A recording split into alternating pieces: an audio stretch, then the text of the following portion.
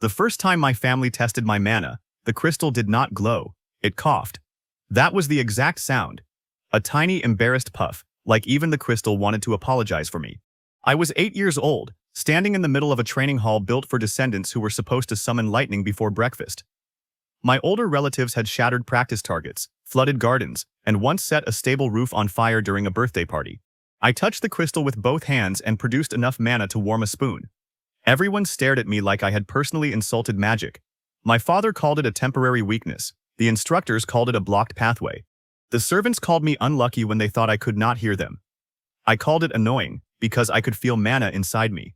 There just was not much of it. My entire pool was smaller than the amount a talented child wasted while sneezing. That should have made me harmless.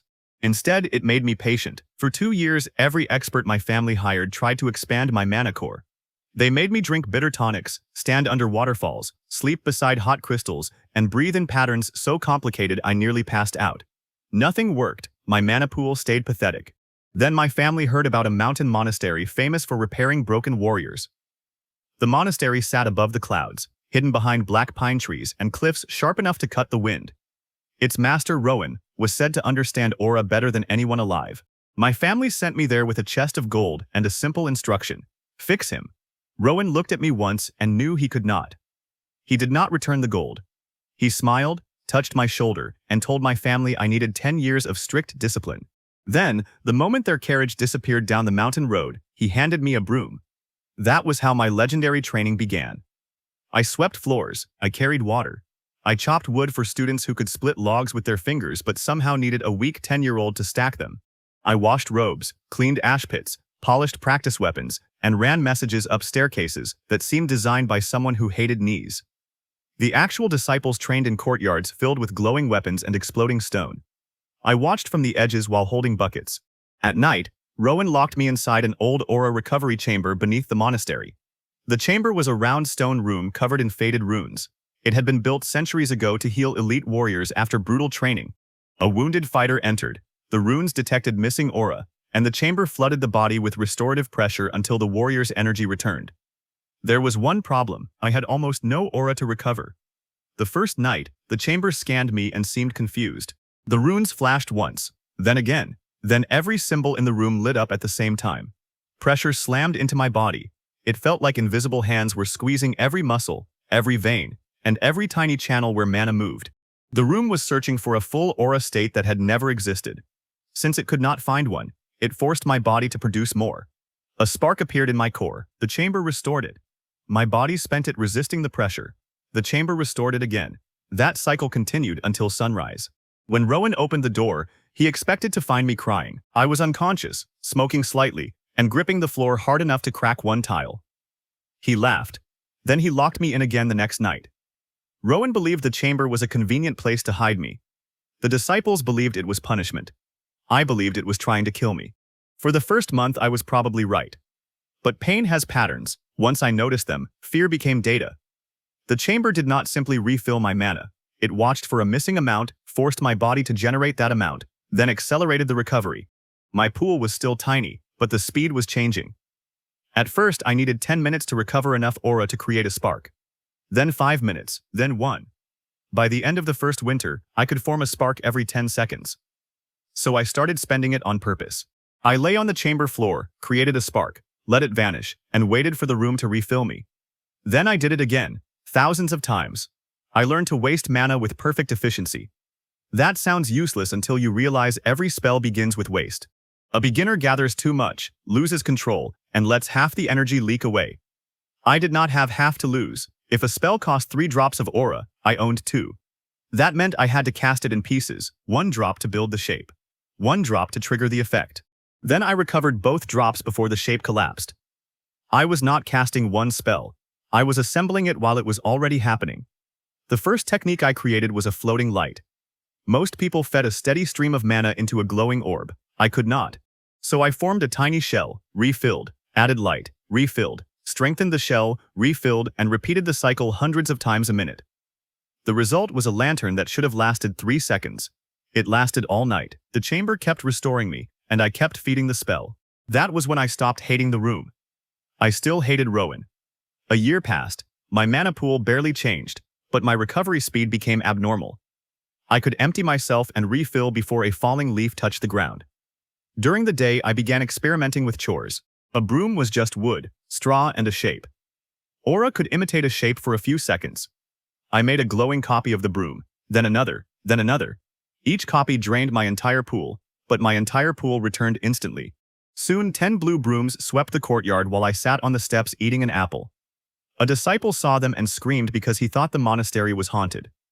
I dismissed the brooms before Rowan arrived and pretended to be exhausted. That became my favorite hobby.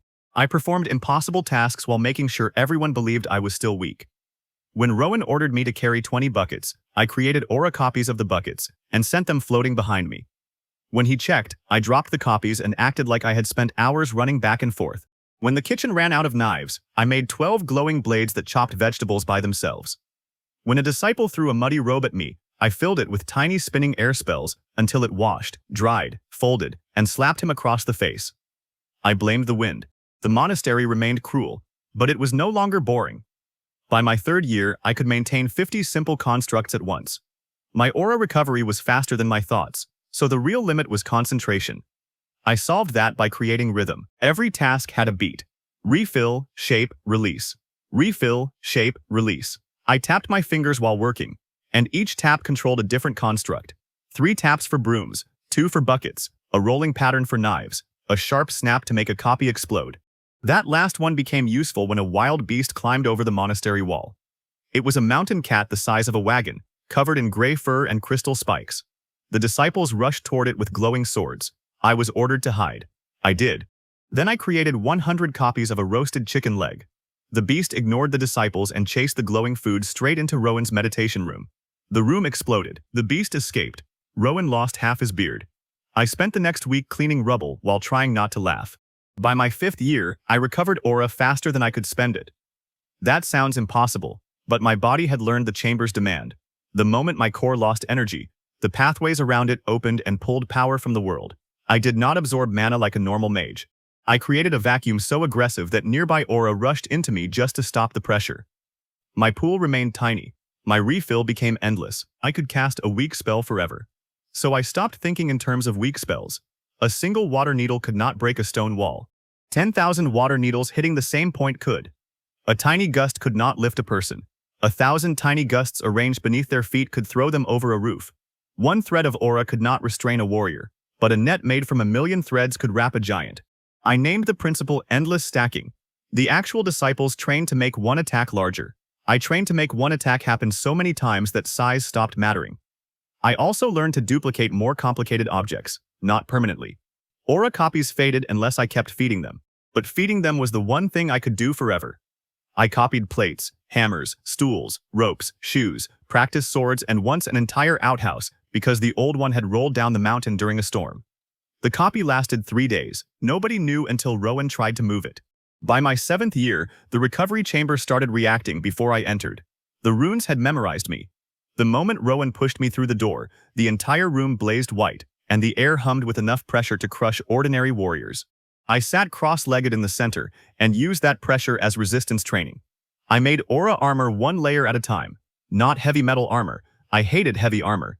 This was a thin second skin made of millions of flickering plates, each one disappearing and reforming faster than the eye could see. A strike could destroy one plate. The next plate already existed beneath it. I built boots that released endless bursts of air and let me run across walls. I built invisible hands that could pull, push, spin, and throw. I built a cloak of tiny sparks that burned anything touching me without burning my clothes. Then I built something ridiculous. I copied myself, not a perfect person. The copies had no minds, no memories, and no ability to improvise. They were aura mannequins shaped like me, controlled by finger rhythms. Each one could perform a simple action. The first carried firewood, the second washed dishes, the third stood in front of a wall and nodded while Rowan lectured it for 20 minutes. That was my proudest achievement. By my 9th year, I could control 200 copies at once. I used them only at night. The chamber became a secret city of blue light, filled with hundreds of versions of me practicing different movements.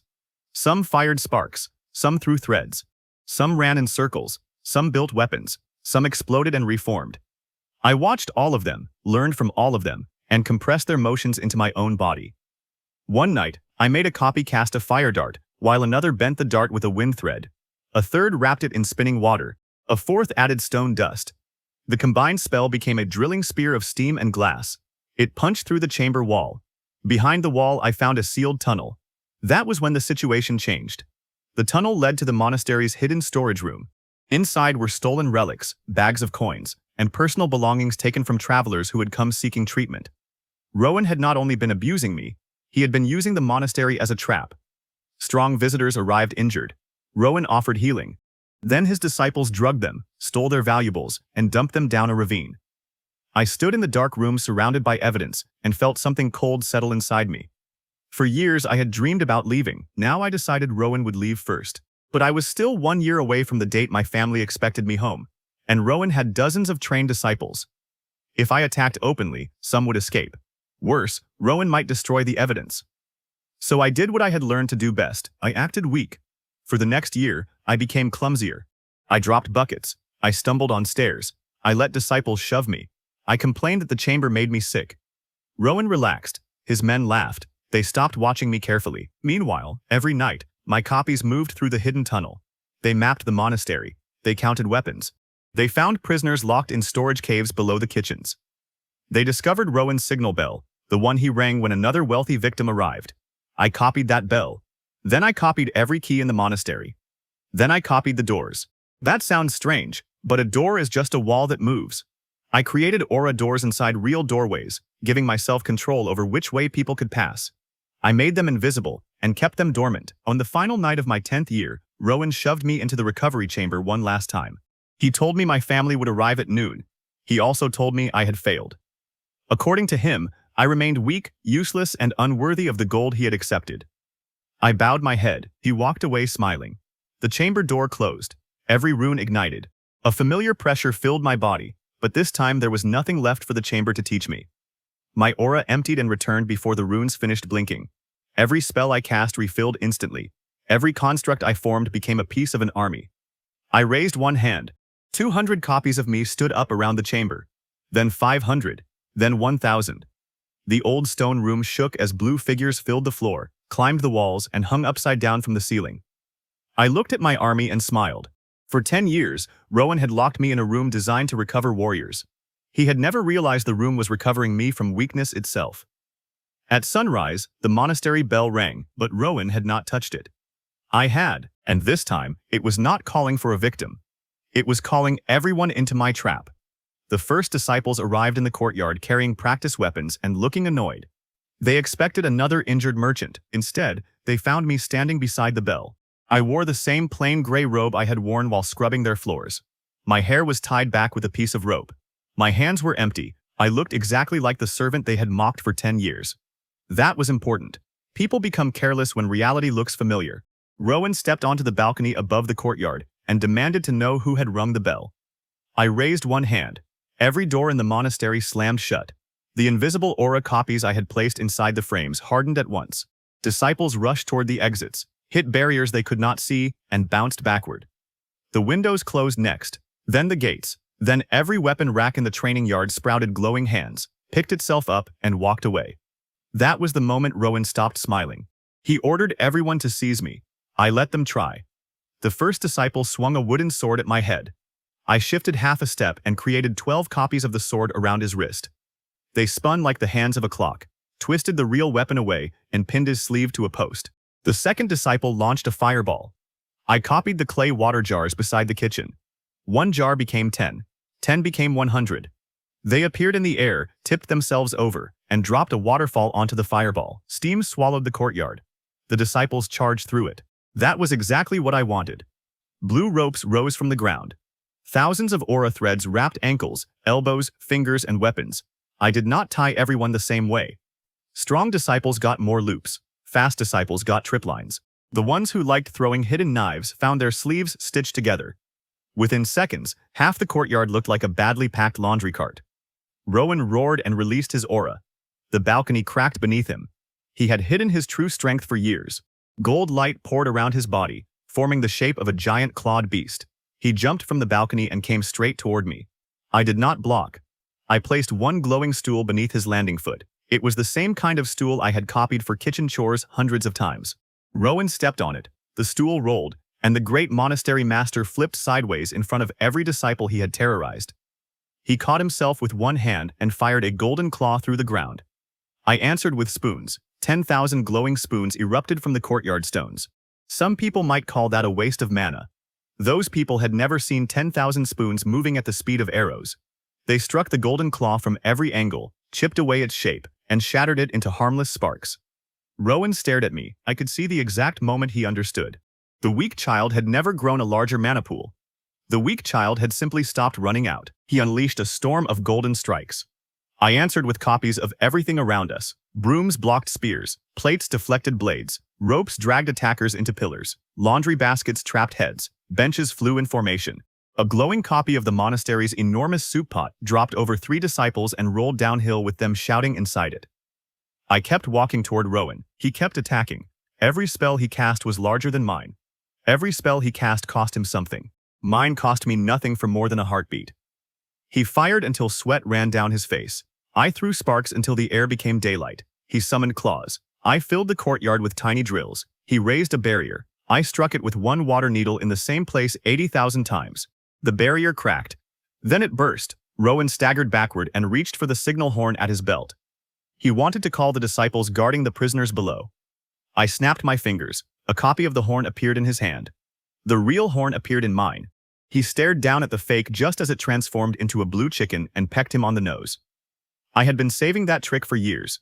The disciples guarding the lower caves never received his warning. My aura copies had already opened the cells and guided the prisoners through the hidden tunnel.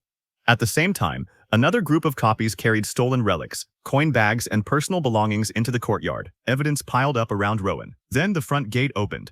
My family's carriage was not the only one waiting outside. During the night, I had sent flying aura birds down the mountain. Each bird carried a stolen token, a piece of clothing, or a relic marked with the seal of someone Rowan had robbed. The birds found nearby villages, patrol stations, and families who had spent years wondering where their loved ones disappeared. People had followed them back. By the time the gate opened, a crowd stood on the mountain road. Local guards entered first. Behind them came former patients, relatives of missing travelers, and witnesses Rowan thought he had buried with his secrets. I did not need a speech. I simply removed the aura ropes holding the disciples. They tried to run. The glowing doors redirected all of them into the same storage cage. One after another, they charged through different exits and somehow came flying into the cage from above, below, or sideways. I had reshaped the paths with aura walls. It looked less like justice and more like the monastery itself was swallowing criminals. The guards shut the real cage door. Rowan was last. He tried one final attack, gathering everything he had into a golden beast large enough to fill the courtyard. The creature opened its mouth and charged. I created a copy of the recovery chamber door in front of it. The beast passed through. Behind the false door, I had built a tunnel made from rotating aura panels. The attack shot around the monastery, through the chimney, under the kitchens, up the bell tower, and finally back into the courtyard from behind Rowan. His own golden beast hit him so hard he landed inside the cage with his disciples. I closed the door. That was the end of my 10-year education. My family arrived in silence. They had expected to collect a failed son. Instead, they found a destroyed courtyard, a mountain of stolen treasure, hundreds of glowing constructs, and the greatest aura master in the region trapped under his own soup pot. My father asked what Rowan had taught me. I looked at the cracked monastery, the tied disciples, the freed prisoners, and the blue chicken still chasing Rowan around the cage. I told him Rowan had taught me endurance. That was not a lie. The guards took Rowan and his disciples down the mountain. The freed prisoners reclaimed what they could identify. The rest of the stolen items were carried away for their owners to find. I left with nothing except my gray robe, a piece of rope, and a small stone from the recovery chamber. The room had been cruel, but it had also been honest. It never praised me. It never mocked me. It simply demanded more every night until more became normal. I kept the stone as a reminder. The road down the mountain took 3 days by carriage. I lasted 3 hours inside it. After 10 years of running stairs, hanging from ceilings, and controlling hundreds of constructs, sitting still felt like punishment. I stepped out, created a pair of aura boots, and ran beside the carriage. Then I ran ahead of it. Then I circled it. Then I copied the carriage and made 5 blue versions race along the road while the horses panicked. My family ordered me to stop. I stopped making carriages. I started making horses. By sunset, I had learned something important about freedom. It was funny. At the bottom of the mountain, the road passed through a narrow forest. That was where the first group of criminals tried to rob us. They blocked the path with a fallen tree and wore dark cloth over their faces. None of them introduced themselves, which saved me the trouble of remembering names. Their leader demanded money, jewelry, and the carriage. My family's guards reached for their weapons. I raised my hand first. The criminals looked at my robe and laughed. One asked whether the monastery had sent us a cleaning boy. I smiled and told them I had spent 10 years learning how to clean up messes. Then I duplicated the fallen tree. A second glowing tree appeared behind the criminals. A third appeared on their left, a fourth on their right. The copies dropped into place, forming a wooden square around the entire group. The criminals climbed onto the trunks. I duplicated those too, stacking them higher. They tried to jump. I filled the gaps with branches. In less than 10 seconds, I had built a glowing log cage in the middle of the road. Their leader fired an arrow through an opening. I copied the arrow in midair, not perfectly. My copies were blunt and made of aura. But one arrow became 20, all pointing backward. I sent them through the opening and pinned every criminal's clothing to the logs. Then I moved the original fallen tree away from the road. Our carriage continued. The criminals shouted that I could not leave them there. I agreed. So I gave the log cage legs. It followed the carriage like a giant square spider, carrying the criminals all the way to the nearest town guardhouse. By the time we arrived, half the town had gathered to watch. That was not how I planned to return to society. It was better. The town guard took the criminals. My family tried to keep the incident quiet. The story reached the city before we did. Rumors grew faster than my aura copies. Some people said I had summoned a forest spirit. Others said the mountain monastery had turned me into a wooden monster. One merchant swore I traveled inside a walking prison made of trees. Nobody guessed the truth. That suited me. The city where my family lived had changed during my 10 years away. Towers of ruined glass rose above old stone streets. Duel arenas stood beside training halls. Delvers returned from wild gates carrying monster cores and strange weapons. Every wall seemed to display the achievements of talented young mages. My name appeared nowhere. When I entered my family's estate, the servants bowed because of my birth, then stared because of my robe. Relatives gathered to examine me. They asked whether my mana capacity had improved. I told them it had not. The testing crystal confirmed it. I placed my hand against the glass, released my entire mana pool, and produced a weak blue glow. The room filled with disappointment. Nobody measured how fast the glow returned. My father rubbed his forehead. An instructor whispered that 10 years had been wasted. A distant relative suggested I should avoid public combat, so I would not embarrass the family. I nodded at every insult. Then I created invisible aura copies of all their chairs. When everyone sat down, I removed the real chairs. For the next hour, the most judgmental people in my family floated 3 inches above the floor without realizing it. I left before the copies vanished. The crash followed me down the hallway. I needed a place to train, earn money, and understand how the world had changed. My family wanted to hide me. I wanted the opposite. The city's greatest combat hall held open trials every week. Anyone could enter. Those who performed well earned access to monster gates, public arenas, and advanced training grounds. The next trial began the following morning.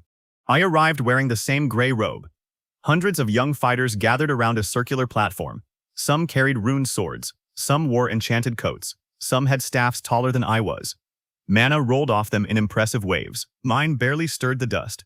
A testing official placed a crystal in front of me. I touched it. The crystal coughed. The crowd laughed.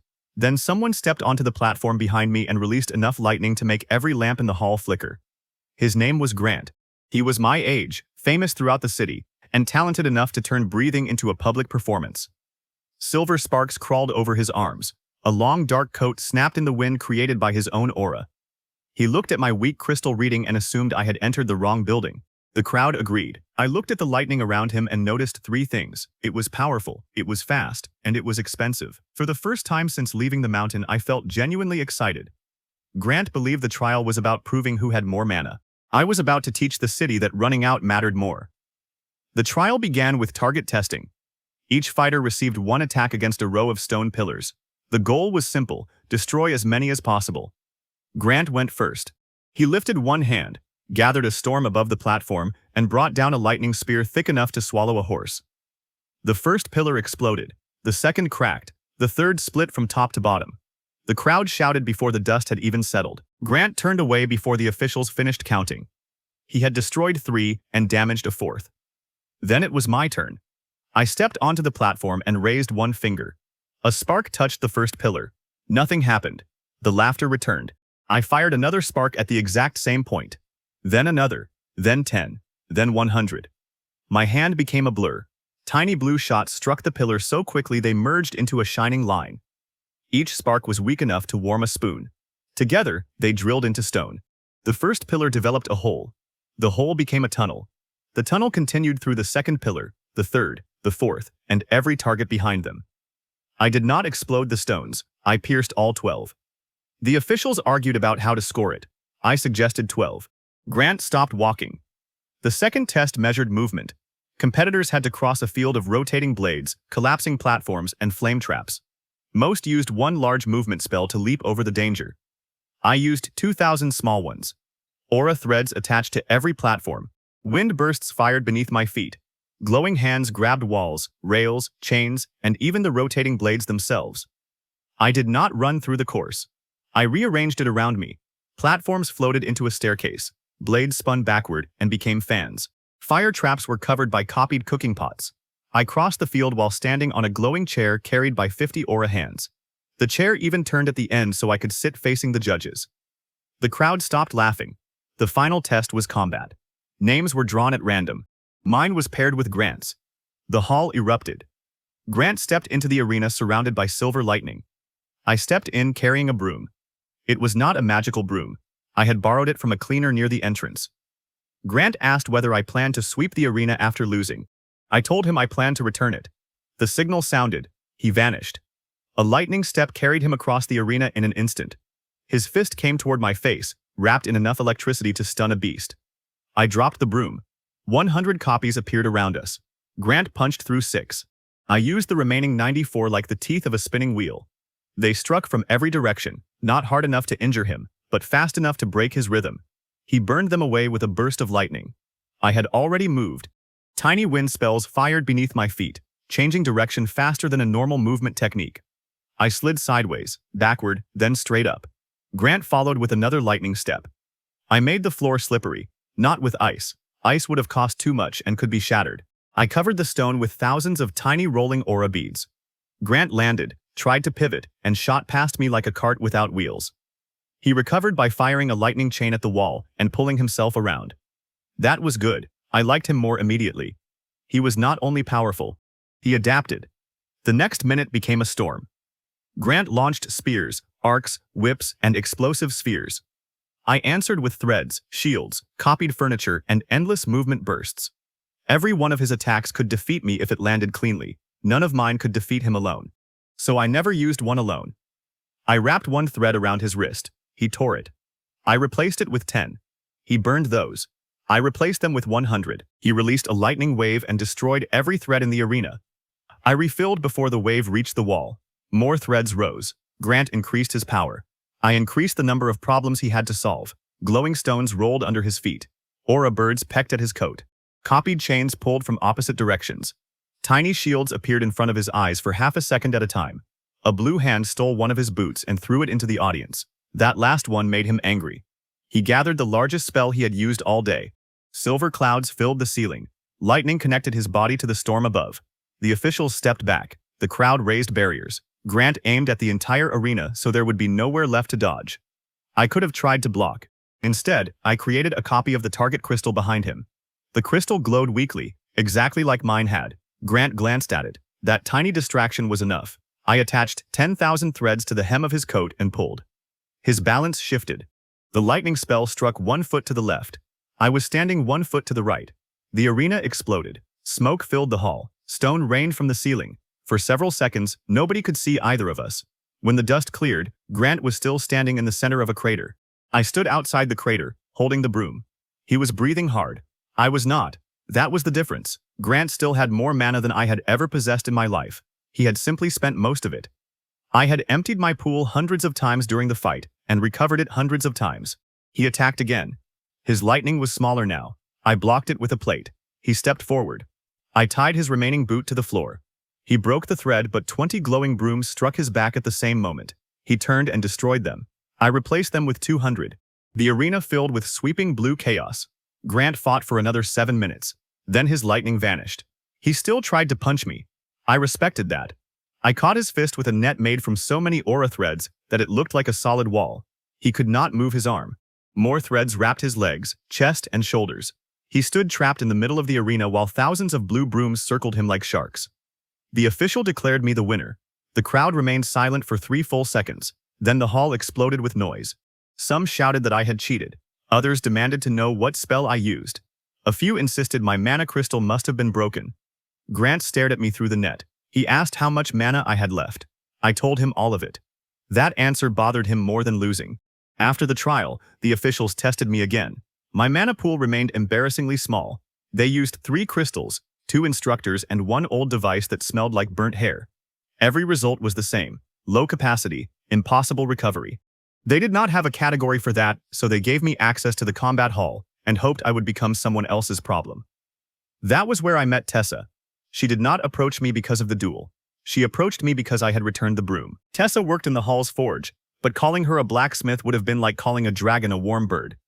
She built rune weapons, moving platforms, training machines, and devices that occasionally exploded for reasons she described as educational. She had dark red hair tied with metal clips and wore a leather apron covered in burn marks. She picked up the broom, examined the fading aura residue, and immediately understood that I had not simply copied its appearance. I had copied its balance, weight, flexibility, and tiny imperfections. Most mages created perfect shapes because perfection was easier to imagine. I copied real objects because real objects had already survived reality. Tessa liked that answer. She took me into the forge and showed me a device she had been unable to power. It looked like a metal wheel surrounded by 12 rune needles. Each needle could split 1 spell into a separate path, but activating all 12 required a steady flow of mana for several minutes. Powerful mages could start it, but they ran dry before the wheel stabilized. Weak mages could not start it at all. I placed my hand on the center. My entire mana pool vanished, then returned, vanished again, returned again. The wheel began to spin. 1 needle lit up, then 2, then all 12. The forge filled with branching lines of blue light. Tessa's expression changed from curiosity to the exact look people had when they realized I was a terrible influence. We connected the wheel to a spark spell. 1 spark became 12. I fed each path again. 12 became 144, then 1,728. Within seconds, the forge ceiling looked like a sky full of blue stars. Then the wheel overheated and launched every spark into a stack of metal plates. The plates melted into a statue shaped like an angry duck. Tessa stared at it for a long time. Then she asked when I was free to test more dangerous ideas. That was how our partnership began. She built tools that could split, redirect, store, or shape aura. I powered them until they screamed. Most mages wanted weapons that made 1 attack stronger. Tessa built weapons that let me perform 10,000 attacks at once. Our first successful device was a pair of thin metal rings worn around my wrists. Each ring contained 8 rotating channels. When I cast an aura thread, the rings split it into 16 threads. When those threads passed through one another, they split again. I called them multiplication rings. Tessa called them a reason to reinforce the forge walls. We tested them outside. I tried to lift 1 crate. I lifted every crate in the yard. 3 wagons, a fountain, and an instructor who happened to be walking past. The instructor floated 20 feet in the air while continuing to drink tea. He did not spill a drop. I lowered everything gently. Tessa added safety limits. I removed them the next day. A week later, the combat hall opened a gate to a low-level dungeon beneath an abandoned quarry. The place was called the Hollow Orchard because stone trees grew from the cavern floor and produced crystal fruit. Small monsters nested among the branches. New delvers used it for training. I joined a temporary team. Grant joined the same one. That was not an accident. He wanted to see whether my strange recovery worked outside an arena.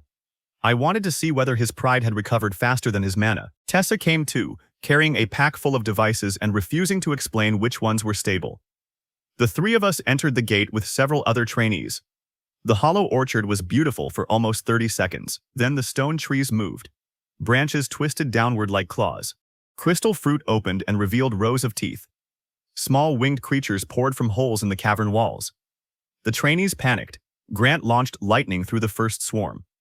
Tessa unfolded a metal fan that fired spinning rune discs. I created 400 copies of the fruit. The monsters stopped attacking. Every creature turned toward the glowing food. I sent the copies flying in a circle. The entire swarm chased them. Then I changed the circle into a spiral and guided every monster into a hollow tree trunk. The last creature entered.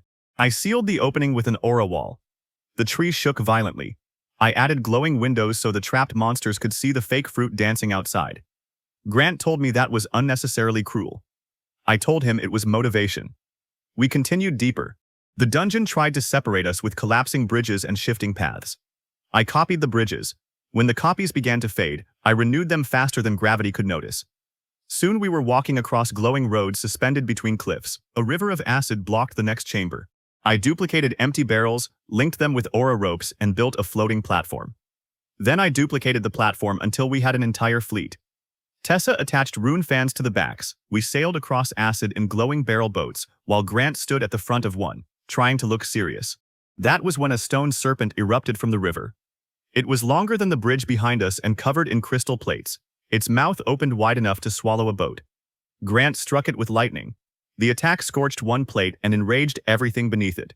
Tessa's rune discs cut shallow lines. The serpent charged. I looked at the crystal fruit hanging from the ceiling. Then I looked at the serpent's open mouth. I copied every fruit I could see. Thousands of glowing crystal apples appeared in the air. I compressed them into a single enormous ball, wrapped the ball in spinning aura threads, and launched it into the serpent's mouth.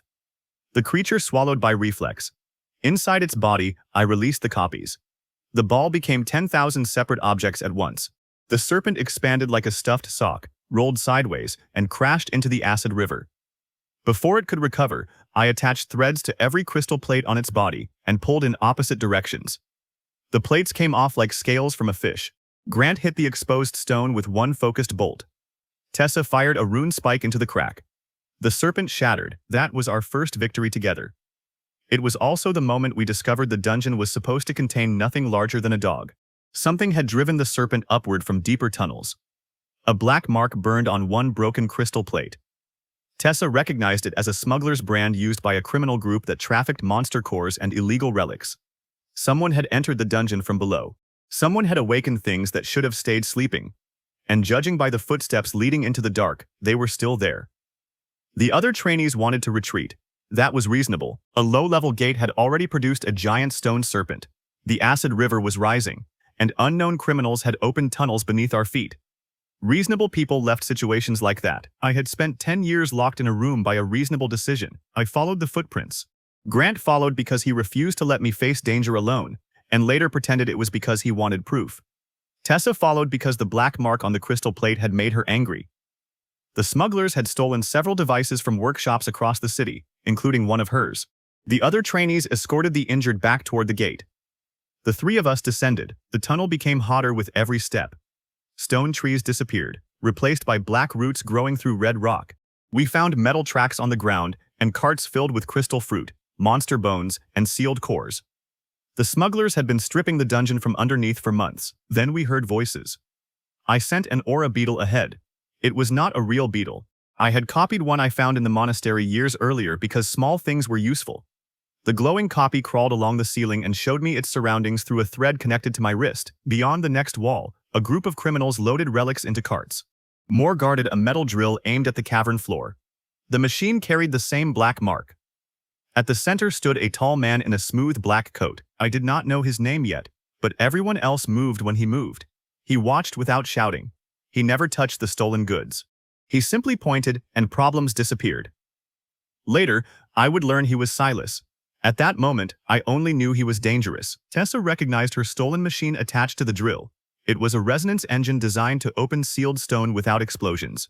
The smugglers had reversed the rune flow, turning it into a device that shattered protective barriers. They were drilling into something ancient. Grant wanted to attack immediately. I stopped him. Not because I feared the criminals, because the drill had already cracked the floor. Something beneath us was breathing. I could feel each breath through the soles of my boots. Heat surged upward in slow waves. The entire cavern expanded and contracted as if we stood on the chest of a sleeping monster. Charging in would wake it.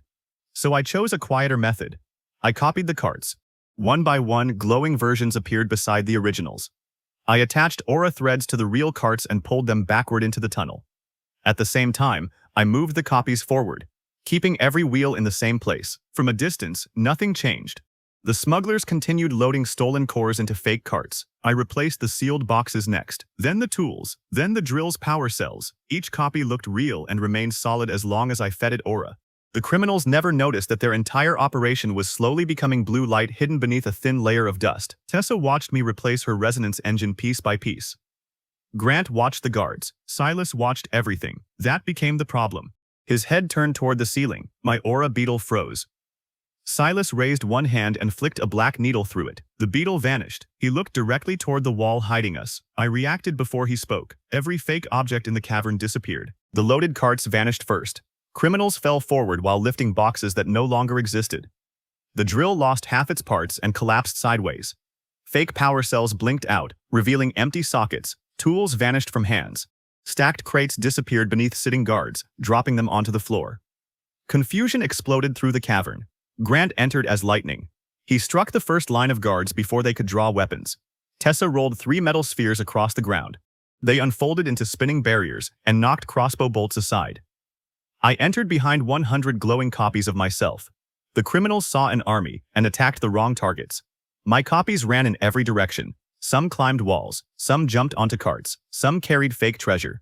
One wore an aura copy of Grant's coat and fired blue sparks from its fingers. Grant saw it and nearly missed a step. I called it accurate. He called it insulting. Silas did not attack. He stepped backward toward the cracked floor. That worried me more than if he had charged.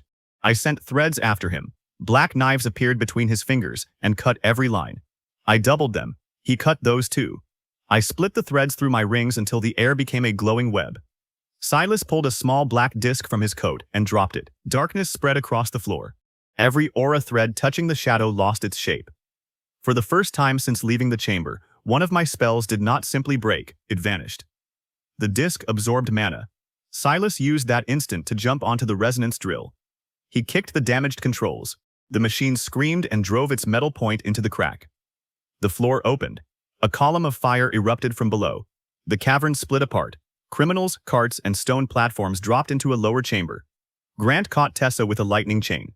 I created hundreds of aura hands and grabbed everyone I could reach, including several smugglers who had just tried to stab me. Silas did not fall. A black ribbon uncoiled from his sleeve, attached to the ceiling, and pulled him into a side tunnel. Before disappearing, he looked back at me, not surprised, interested. Then the lower chamber roared. The sound shook fire from the ceiling. I looked down. An enormous creature lay beneath the shattered floor. It had the body of a lizard, 6 long necks, and heads covered in burning stone. Metal hooks had been driven into its back. Drained monster cores surrounded it in a circle. The smugglers had been feeding it energy. The resonance drill had broken the final seal. The ash hydra opened all 12 eyes. One head swallowed a falling cart, another breathed fire through a group of stone pillars. A third snapped at the smugglers hanging from my aura hands. I pulled everyone onto the remaining ledge. Grant stared at the beast and asked whether I had a plan. I did. It was a bad plan. Those were usually faster. The hydra climbed. I created a copy of the entire ledge beneath our feet. Then I removed the real support by slicing the cracked stone with aura threads. The physical ledge dropped. The glowing copy remained. The hydra lunged at the falling stone, believing we were still on it. All 6 heads crashed into one another. Grant used the opening to fire lightning into the metal hooks on its back. The hooks conducted the attack through the creature's body. The hydra screamed and released a wave of heat. My fake ledge began to melt. Aura copies did not truly burn, but maintaining shape against that much pressure multiplied the cost. My entire pool vanished thousands of times a second. For an ordinary mage, the platform would have disappeared immediately. Mine flickered, then stabilized. The hydra climbed again. Tessa examined the broken resonance engine I had saved. Its 12 needles were bent, its core was cracked, and smoke came from places that should not smoke. She smiled. That meant the idea was dangerous. She attached the engine to my multiplication rings. The device could split a spell through 12 paths. The rings could split each path again. In theory, one aura thread could become thousands. In practice, the machine might explode. I fed it mana. All 12 needles lit. Threads poured from my wrists. The first 100 wrapped the hydra's legs. It broke them. The next 1,000 wrapped its necks. It burned them. The next 10,000 attached to every metal hook, stone plate, tooth, and claw. The hydra thrashed. The fake ledge shook. Grant struck its heads whenever they turned toward me. Tessa forced the resonance engine to spin faster by hitting it with a hammer. That seemed to be her solution to many engineering problems. The threads multiplied again. Soon the hydra looked buried beneath blue hair. I pulled. The creature weighed more than a building. My arms did not matter. The threads were anchored to the cavern walls, ceiling, floor, broken pillars, and every copied platform I could create. I was not lifting the Hydra, I was convincing the dungeon to hold it still. The beast roared and opened all 6 mouths. Fire gathered. Grant had enough mana left for one major attack. He aimed at the central head. I stopped him. The Hydra expected us to attack its heads. Burned stone covered them. Each neck could regenerate from the monster cores embedded in its back, so I targeted the fuel. I created copies of the empty power cells from the drill and launched them into the circle around the Hydra. The cells connected to the drained monster cores. Then I reversed the aura flow. The smugglers had been feeding the Hydra. I made the Hydra feed the machine.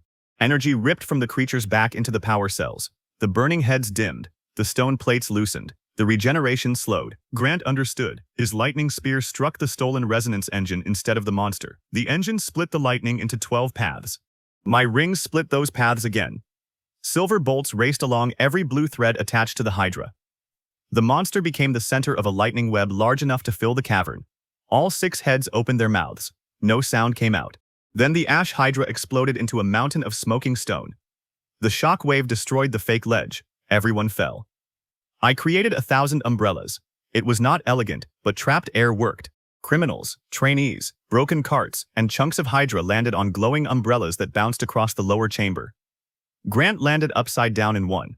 Tessa landed standing on top of 3. I landed in a copy of Rowan's soup pot. Some memories never stop being useful. The surviving smugglers tried to escape through the side tunnels. I let them run. Then I made every tunnel look exactly the same. Aura walls redirected them in circles. Fake torchlight hid turns. Copied footprints led them back toward us. One group ran for 5 minutes and returned from the tunnel beside the one they had entered. By then, the city guards had arrived through the main gate. The trainees who retreated had reported the illegal operation. I opened glowing bridges across the destroyed chambers and guided the guards down. They found the smugglers trapped inside aura cages, made from their own carts. They found the stolen relics intact. They found a dead Hydra. They also found Grant arguing with an umbrella. Silas was gone. The black disc he had dropped remained embedded in the floor. Tessa approached it carefully. The device absorbed every test spell she used. Even my aura copies vanished when they touched its shadow. That should have frightened me. Instead, it fascinated me. Everything I had built depended on endless recovery. The disc did not care how quickly I recovered. It erased the spell after I spent the aura. For the first time, I had found a tool designed to make infinite casting meaningless. I reached toward it. The disc pulsed. My mana emptied, then returned. The disc pulled again. My mana returned faster. The chamber had trained my body to answer loss with recovery. The more violently the disc drained me, the harder my core pulled power back. The shadow around the device trembled. I smiled. The disc had expected a pool of mana. It had connected itself to a waterfall. I let it drain me. The disc absorbed 1 refill, then 10, then 100. Black lines spread across its surface. The device heated. Tessa shouted for me to stop. I did not. The disc cracked. A column of blue light burst from it and punched through the cavern ceiling. When the light faded, only a smoking ring remained. Grant stared at the hole above us. Tessa stared at me. I stared at my hand. Silas had shown me a weakness. Then he had accidentally shown me how to weaponize it. My name was Cole. And until that day, everyone believed my greatest power was that I never ran out of aura. They were wrong. My real power was that every attempt to empty me made me refill harder. Somewhere beneath the city, Silas was going to learn that lesson personally. The Ash Hydra changed my reputation overnight. Before entering the Hollow Orchard, I was the weak noble son who had won one strange duel with tricks. After leaving, I became the weak noble son who had destroyed a monster larger than a tower using umbrellas, stolen machinery, and an unreasonable number of glowing threads. That description was more accurate. People still did not understand my aura. Most assumed I had a hidden relic. Others believed Tessa's devices supplied the power. A few decided Grant had secretly defeated the Hydra and allowed me to take credit, which annoyed him so much that he spent an entire afternoon telling strangers I had done something even more ridiculous than the rumors. I did not correct anyone. Confusion was useful. Silas had escaped with knowledge of my recovery, but not all of it. He knew I could produce endless aura. He did not know how many shapes I could maintain, how far my threads could reach, or how quickly my body adapted to being drained. I wanted him to keep guessing. Tessa examined the remains of the black disc and discovered it used a mineral found in deep gates. The material did not absorb mana like a sponge. It interrupted the bond between a spell and the person feeding it. That was why my copies vanished on contact. She built a tiny version and placed it inside a metal box. I used it for training. Every morning, I created 100 aura objects while the device erased random ones. My job was to replace them before Tessa noticed a gap. Then she increased the speed. Then she added a second device. Then she attached both devices to rotating arms and made them chase me around the forge. Grant visited during one session and found me running across the ceiling while black discs spun below like angry dinner plates. He asked whether this was safe. Tessa and I answered at the same time. No. He stayed to watch. My control improved faster than it had in years. At the monastery, I learned to create endlessly. In the forge, I learned to lose endlessly and rebuild without hesitation. A destroyed spell stopped feeling like failure. It became empty space waiting to be filled. Within a month, I could maintain 1,000 constructs while Tessa's devices erased hundreds every second. I created backups inside backups. A glowing sword contained a thread that could rebuild the sword. That thread contained the shape of a smaller thread. If the weapon vanished, the hidden pattern unfolded and replaced it. Tessa called it recursive casting. I called it making my spells stubborn. Grant called it cheating. Then he asked me to use it during training. Our rematch lasted 43 minutes. He had studied my tricks. He wore tighter boots, cut the long coat shorter, and coated his gloves with a material that burned aura threads on contact. He conserved lightning instead of throwing large attacks. He forced me to chase him and tried to win with speed. It almost worked, so I copied the arena floor. I created a glowing layer 1 inch above the real stone and moved it in the opposite direction from his steps. Grant ran forward while the floor carried him backward. He increased his speed. I increased mine. For nearly a minute, the city's most famous lightning fighter sprinted without moving anywhere. The audience laughed. Grant stopped, looked down, and blasted the entire false floor apart. That was when I knew he had improved. The explosion destroyed my construct and hit his next move.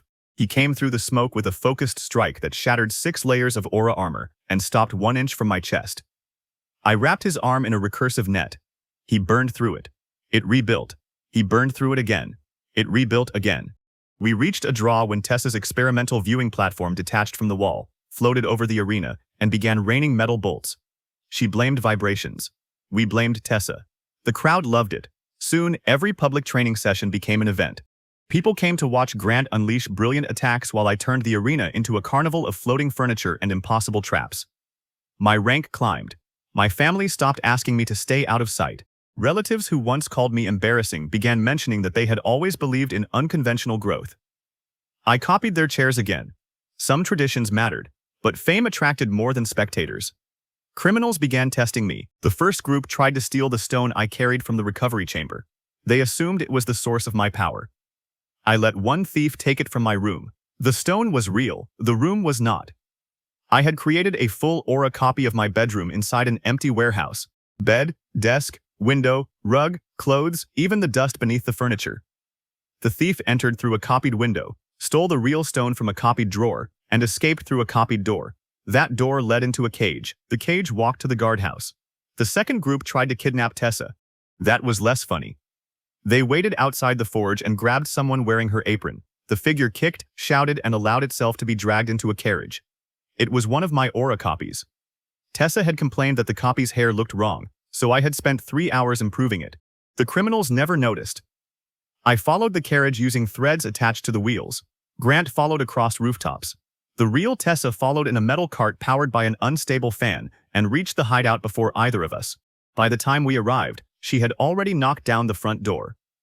Inside, the criminals tied my fake Tessa to a chair and demanded she reveal how my tools worked. The copy nodded seriously, then it divided into 50 smaller copies of Tessa, each holding a hammer. The room became educational. We found maps, stolen weapons, and a list of other workshops the group planned to attack. The guards took everyone alive. Tessa took back her apron. Grant took one look at the hammer copies and asked me never to make one of him. I had already made 6. The third group was smarter. They did not come after me. They attacked people who wanted my help. Monster cores disappeared from supply caravans. Training halls were burned. Delvers returning from gates were ambushed and stripped of equipment. At every scene, witnesses found a black mark. Silas wanted me angry. He wanted me moving quickly, chasing shadows, and spending attention instead of aura.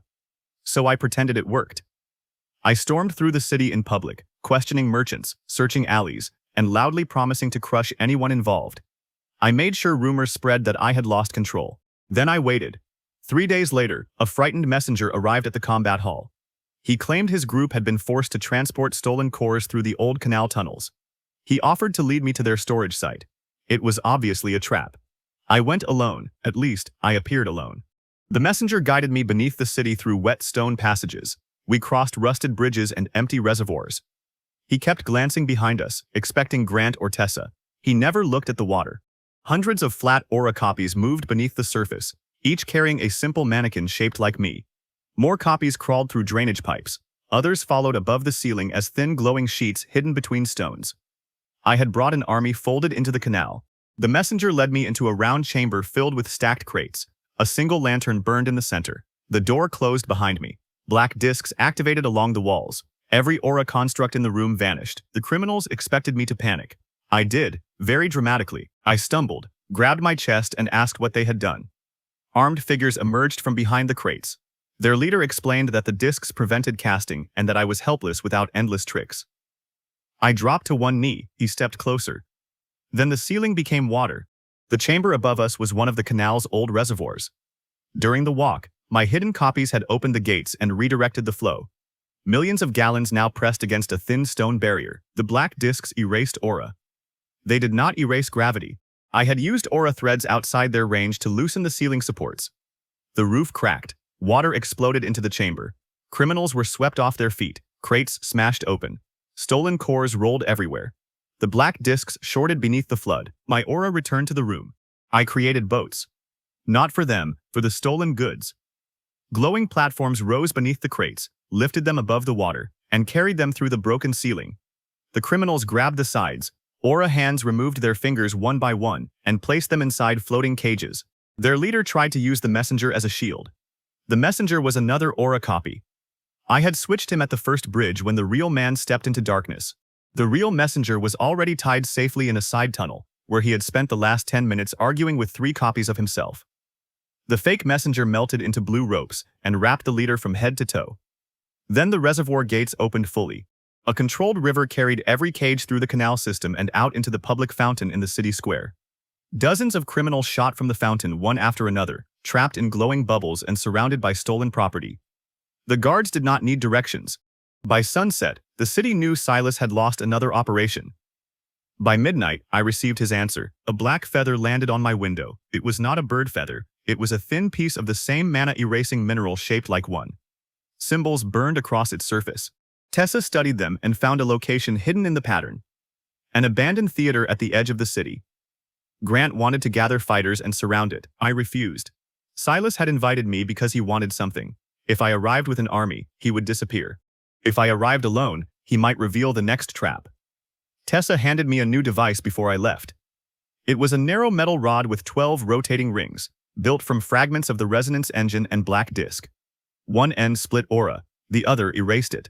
She said it could create a controlled gap in my own constructs. I asked why I needed to erase my own spells. She told me because one day, making something disappear at the perfect moment would matter more than creating it. She was right. She was often right in the most dangerous possible way. I entered the abandoned theater alone.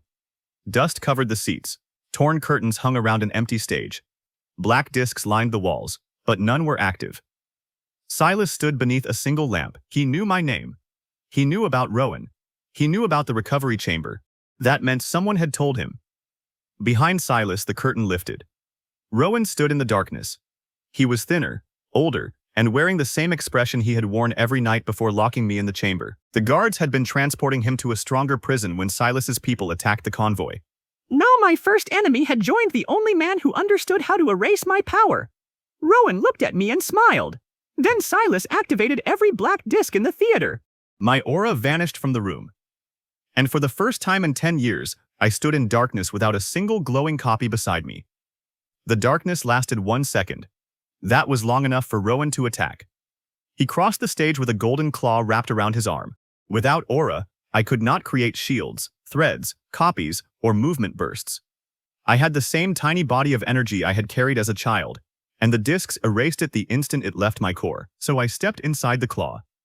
10 years of carrying water had made my shoulders strong. 10 years of climbing mountain stairs had made my legs faster than Rowan remembered. 10 years of dodging pressure waves inside the recovery chamber had taught me exactly how little movement a person needed to avoid pain. The claw passed over my shoulder. I drove my elbow into Rowan's ribs. He folded slightly. I grabbed his wrist, turned beneath his arm, and threw him through the stage lamp. Silas watched the glass fall. He had prepared for my magic. He had not prepared for chores. Rowan rolled, recovered, and released a wider golden wave. The black discs erased my aura, not his. Their mineral had been tuned to the rhythm of my recovery. Silas had used information from the monastery to build a cage for one specific person. That was clever. I appreciated clever traps. They were more satisfying to break. I pulled Tessa's metal rod from my sleeve and twisted the first ring. The device created a gap in the suppression field for less than a heartbeat. My aura returned in that tiny space. I cast one thread. The field closed and erased it. But before disappearing, the thread reached the balcony above Rowan and cut a support rope. A rolled backdrop dropped onto his head. It showed a painted sunrise over a peaceful lake. Rowan fought his way out of the scenery while I turned the second ring. Another gap, another thread. This one pulled a sandbag from the ceiling. It struck the stage beside Silas. He moved half a step and let it miss. I had not aimed at him. The sandbag broke through a rotten floorboard. Beneath the stage, I saw metal pipes carrying power to the black discs. Silas noticed my glance. He threw 3 black needles. I twisted the third ring. A gap opened around my hand. I copied the metal rod itself and used the duplicate to knock the needles aside. The copy vanished when the field returned, but the needles had already changed direction. 2 struck Rowan's coat. 1 struck a pipe. Blue sparks burst beneath the stage. The suppression field flickered. That was all I needed. I emptied my mana pool in less than an instant. 1,000 aura marbles appeared above the theater seats. The field returned and erased them. The moment they vanished, my core refilled harder. I used the next flicker to create 10,000. The field erased those too. My recovery surged again. I was turning Silas's trap into a second recovery chamber. Every black disc drained me. Every drain taught my body to answer faster. The theater began to hum as aura rushed toward me through walls, floorboards, and air. Silas understood before Rowan did. He ordered him to stop attacking. Rowan never listened when someone else knew more than he did. He gathered a massive golden beast around his body and charged. I twisted all 12 rings on Tessa's rod. For one breath, the field broke completely. My aura erupted. I did not attack Rowan. I copied the stage. A second glowing stage appeared upside down above us. Then another on the left. Another on the right. 4 enormous platforms slammed together like the sides of a box, trapping Rowan's golden beast between them. He smashed one wall. It rebuilt. He broke the ceiling. Another appeared above it. He fired through the floor. I replaced the floor with 6 more floors. Rowan became a furious golden object trapped inside a glowing theater-shaped cube. Silas threw the main switch. Every black disc activated at maximum power. My platforms vanished. The stage returned to darkness. Then the discs began cracking. They had erased too much aura too quickly. My recovery was feeding them more energy than their mineral channels could release. One disc shattered. Then another. Blue light burst around the theater in a chain. Silas stepped backward into the curtains. I sent threads after him.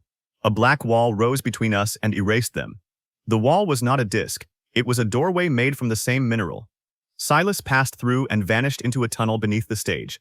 Rowan tried to follow. I copied the doorway around him. The fake black frame looked identical.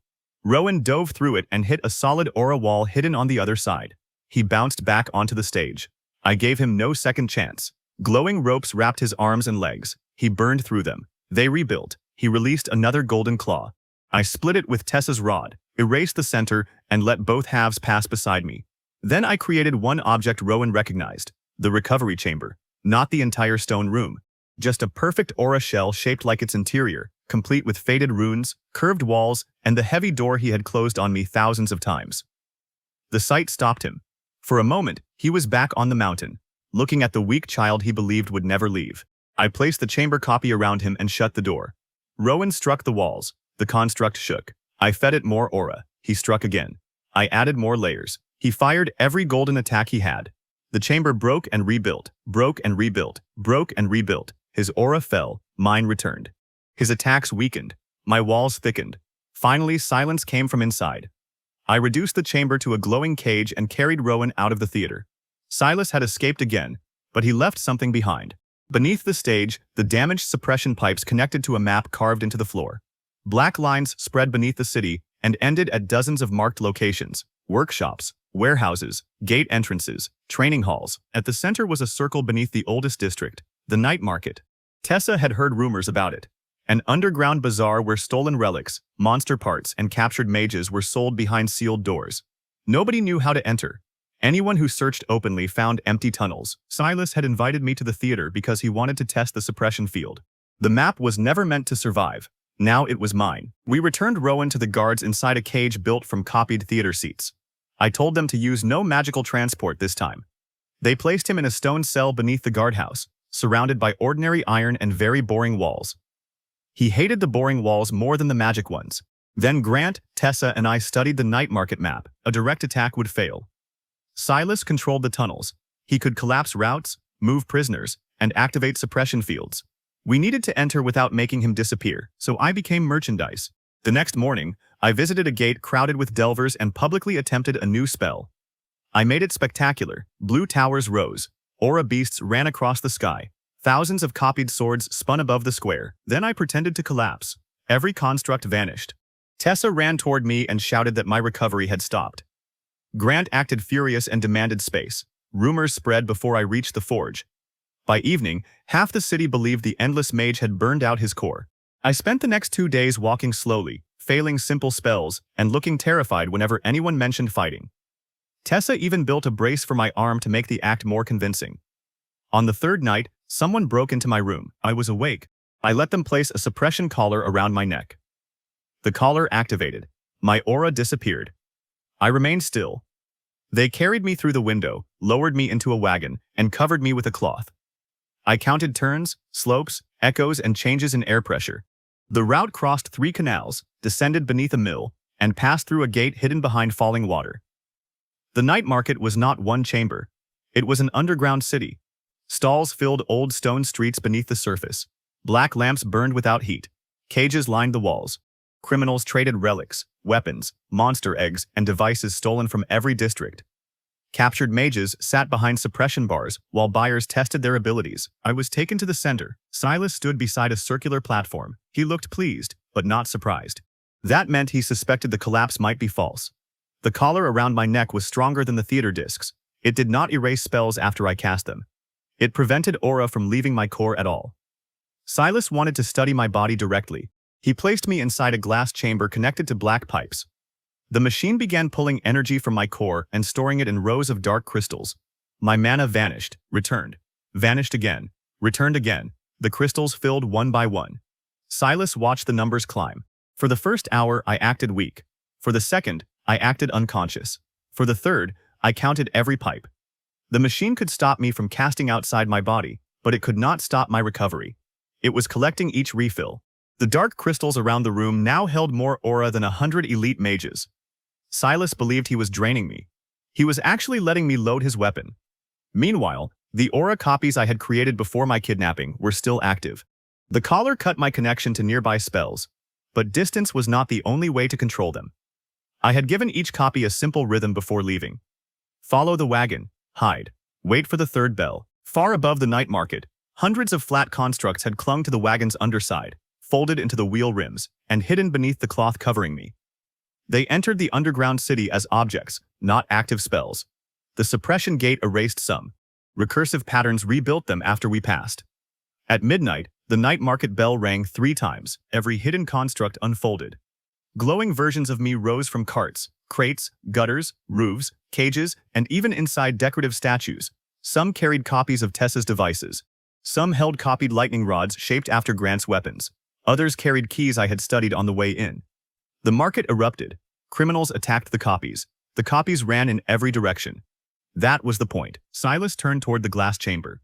I opened my eyes. He activated the collar at maximum strength. The machine pulled harder. Every dark crystal filled at once. I smiled. Then I used Tessa's rod, which had been disguised as one of the metal supports in my arm brace, and erased the collar's central rune. My aura returned.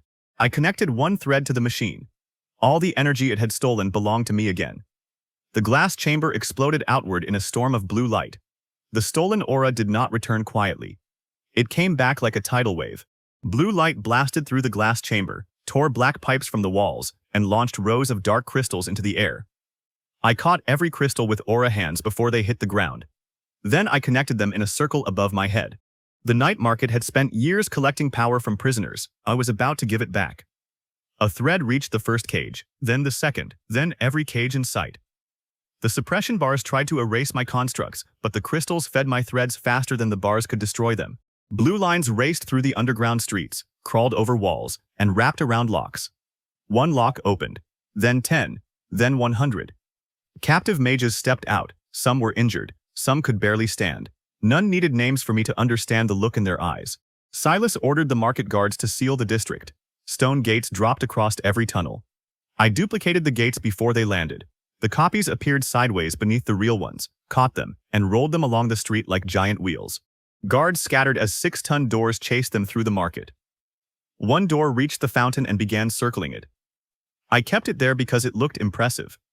The hidden copies of me continued their work. They climbed cages, opened restraints, and carried injured prisoners towards safe tunnels. Criminals struck them down. Recursive patterns rebuilt them from scraps of light. Every time one copy fell, 2 smaller copies crawled out of its shadow. That was not the most efficient design. It was the most alarming. Silas pulled a black chain from beneath the platform and snapped it across the air. Wherever the chain passed, aura vanished. 3 copies disappeared. A glowing bridge collapsed.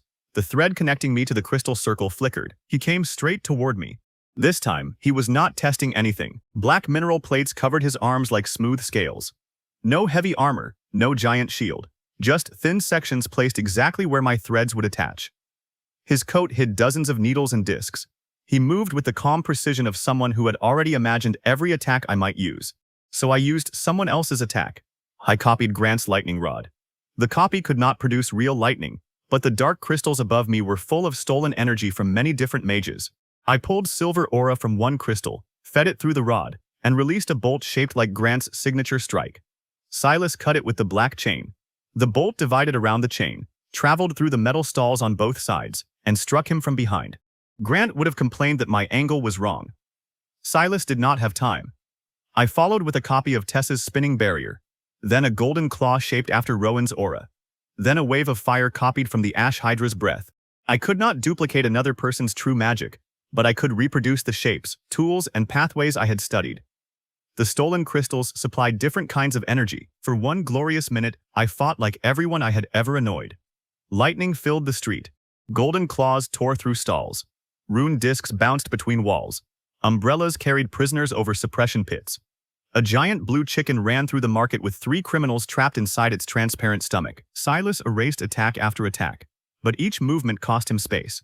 I pushed him away from the central controls and toward the oldest part of the district. That was where he wanted to go. I realized it too late. He struck a black pillar with the chain. The entire night market shook. Cracks spread across the ceiling. Dust rained from ancient arches. The underground city had been built beneath a natural cavern, and Silas had prepared the supports to collapse. If he could not keep the prisoners, he would bury them. The ceiling began to fall. I looked at the hundreds of people running through the streets. I looked at the dark crystals above me. Then I did something Tessa had specifically told me never to do. I fed every crystal into the multiplication rings at once. The rings screamed. Blue threads exploded from my arms in numbers too large to count. They attached to falling stones, pillars, bridges, stalls, gates, cages, pipes, lamps, and broken pieces of street. Every object became part of one enormous web. My aura emptied, returned, emptied again, returned faster. The weight of the cavern pressed down. I built copies beneath it. A glowing pillar rose. Then another. Then 10,000. They formed a second underground city directly beneath the first, a blue skeleton holding every collapsing structure in place. The ceiling stopped 3 feet above the streets. People looked up at mountains of stone hanging over their heads, supported by pillars thinner than their arms. I kept smiling, mostly because I did not want them to panic. Silas ran. I sent a thread after him. His black chain cut it. I sent 10. He erased them. I sent 1,000 from the walls, floor, and ceiling. He activated a disc beneath his feet. A section of the street disappeared, revealing a deep vertical tunnel. Silas dropped into it and fired black needles upward. The needles shattered the edges, burying the opening behind him. I could have followed, but the cavern was still on my shoulders. That was his real escape plan. He forced me to choose between catching him and saving everyone he had imprisoned. I chose everyone. The next hour became the largest duplication trick I had ever attempted. I copied bridges and moved prisoners across gaps. I copied carts and loaded stolen relics. I copied stairs up vertical shafts. I copied sections of ceiling before the real stone broke. I copied water channels and redirected underground rivers to support weak walls with pressure. Grant and Tessa entered through the route my hidden constructs had marked. Grant used controlled lightning to weld broken supports. Tessa climbed the central pillar and replaced cracked runes while hanging upside down from a cable. Neither asked why a giant blue chicken was carrying prisoners. They had learned. Together, we evacuated the night market. The last person crossed the final bridge at dawn. Then I dismissed the copied city. The underground district collapsed behind us. The ground above shook, but Tessa's redirected supports guided the stone inward instead of upward. Buildings on the surface remained standing. Dust rose from old wells. A fountain turned black for several minutes. Nothing else was destroyed. The guards arrested hundreds of criminals waiting at the exits. Freed prisoners identified storage routes and hidden cells across the city. Workshops recovered stolen devices. Delvers reclaimed weapons taken during ambushes. Silas lost the night market. He also learned exactly how far I would go to save people.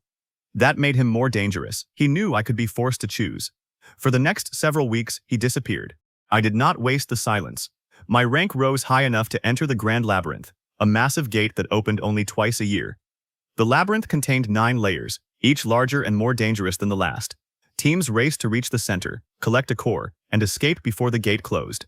No politics, no ceremonies, no complicated rules. Enter, survive, bring something back. Grant had trained for the Grand Labyrinth since childhood. He intended to reach the center first. I intended to stop him from talking about it. Tessa entered because the inner layers contained ancient machines. The 3 of us formed a team, which meant Grant and I competed while Tessa threatened both of us with tools. The first layer was a forest where every path changed when nobody watched. I solved it by creating 10,000 eyes. Aura copies shaped like floating eyeballs spread through the trees and stared at every trail. The paths tried to move, noticed they were being observed, and remained still. We walked straight through while other teams wandered in circles. The second layer was a field of sleeping stone giants. Noise woke them. Grant suggested moving quietly. I copied the field.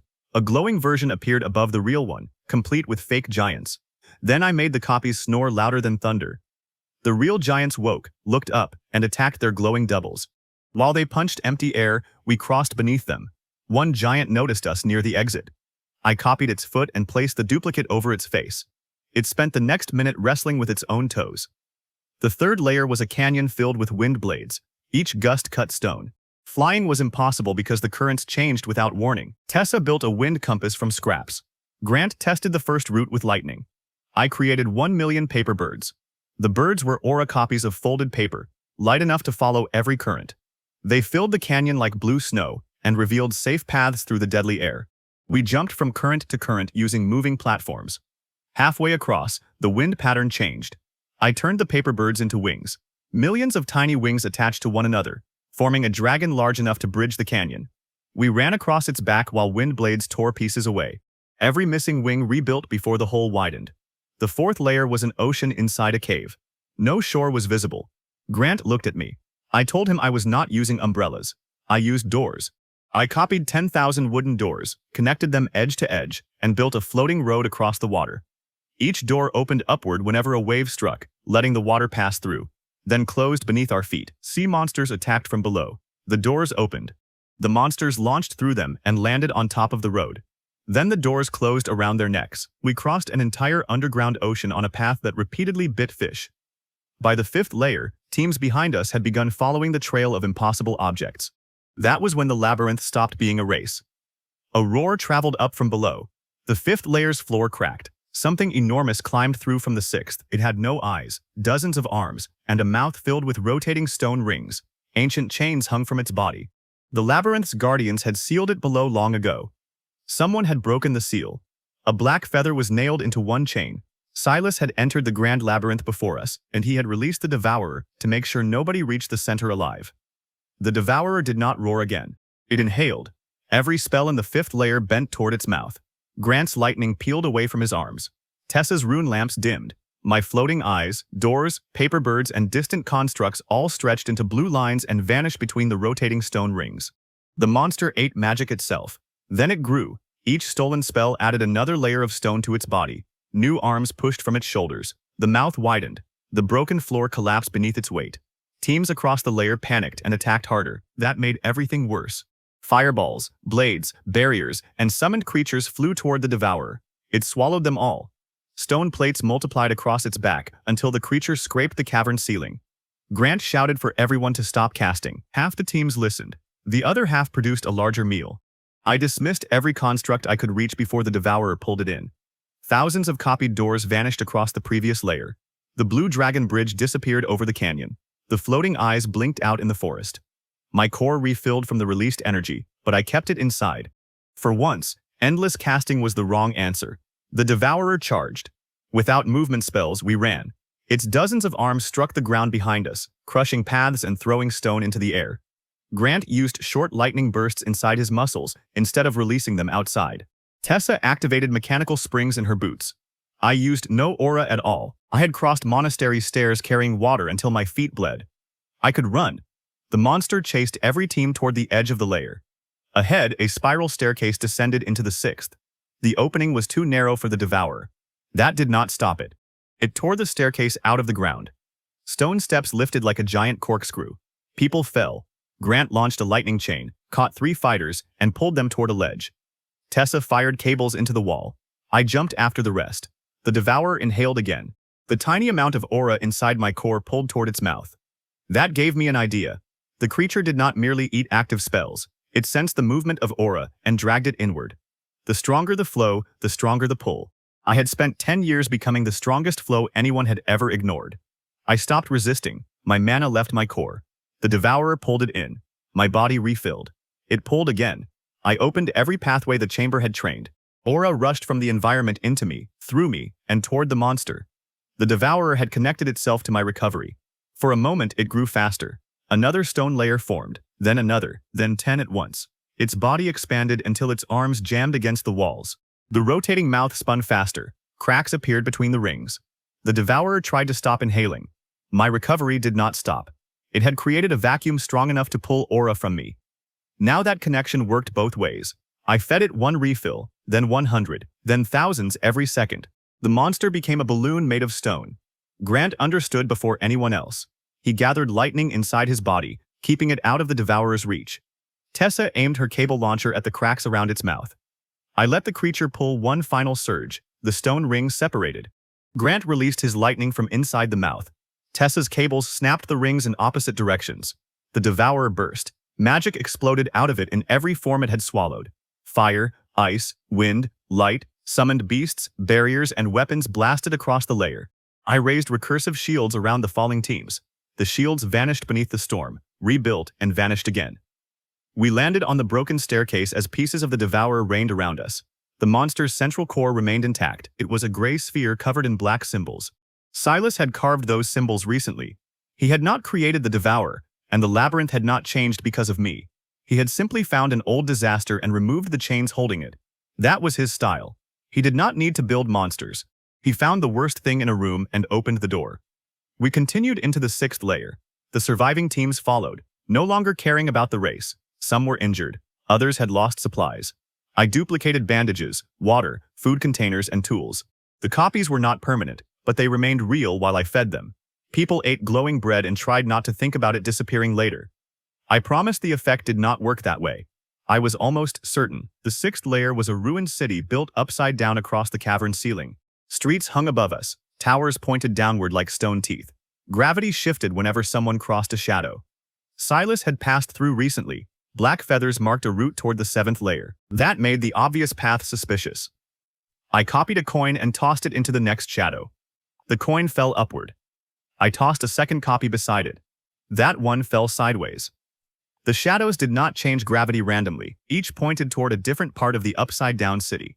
I created thousands of coins and rolled them through every street. Blue trails revealed the directions. Soon the cavern looked filled with glowing rain falling in 6 different ways.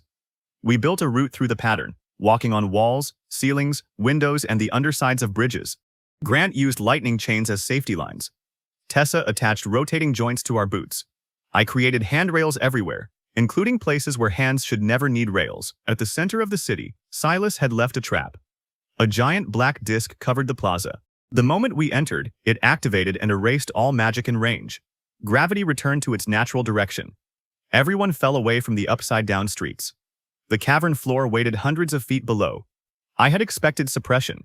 Before entering the plaza, I had copied the city's bell tower and placed the duplicate on the real cavern floor, pointing upward. When the disk erased my active connection, a mechanical latch Tessa had added released. The copied tower unfolded. Thousands of canvas wings, real cloth carried from our supplies, opened from its sides.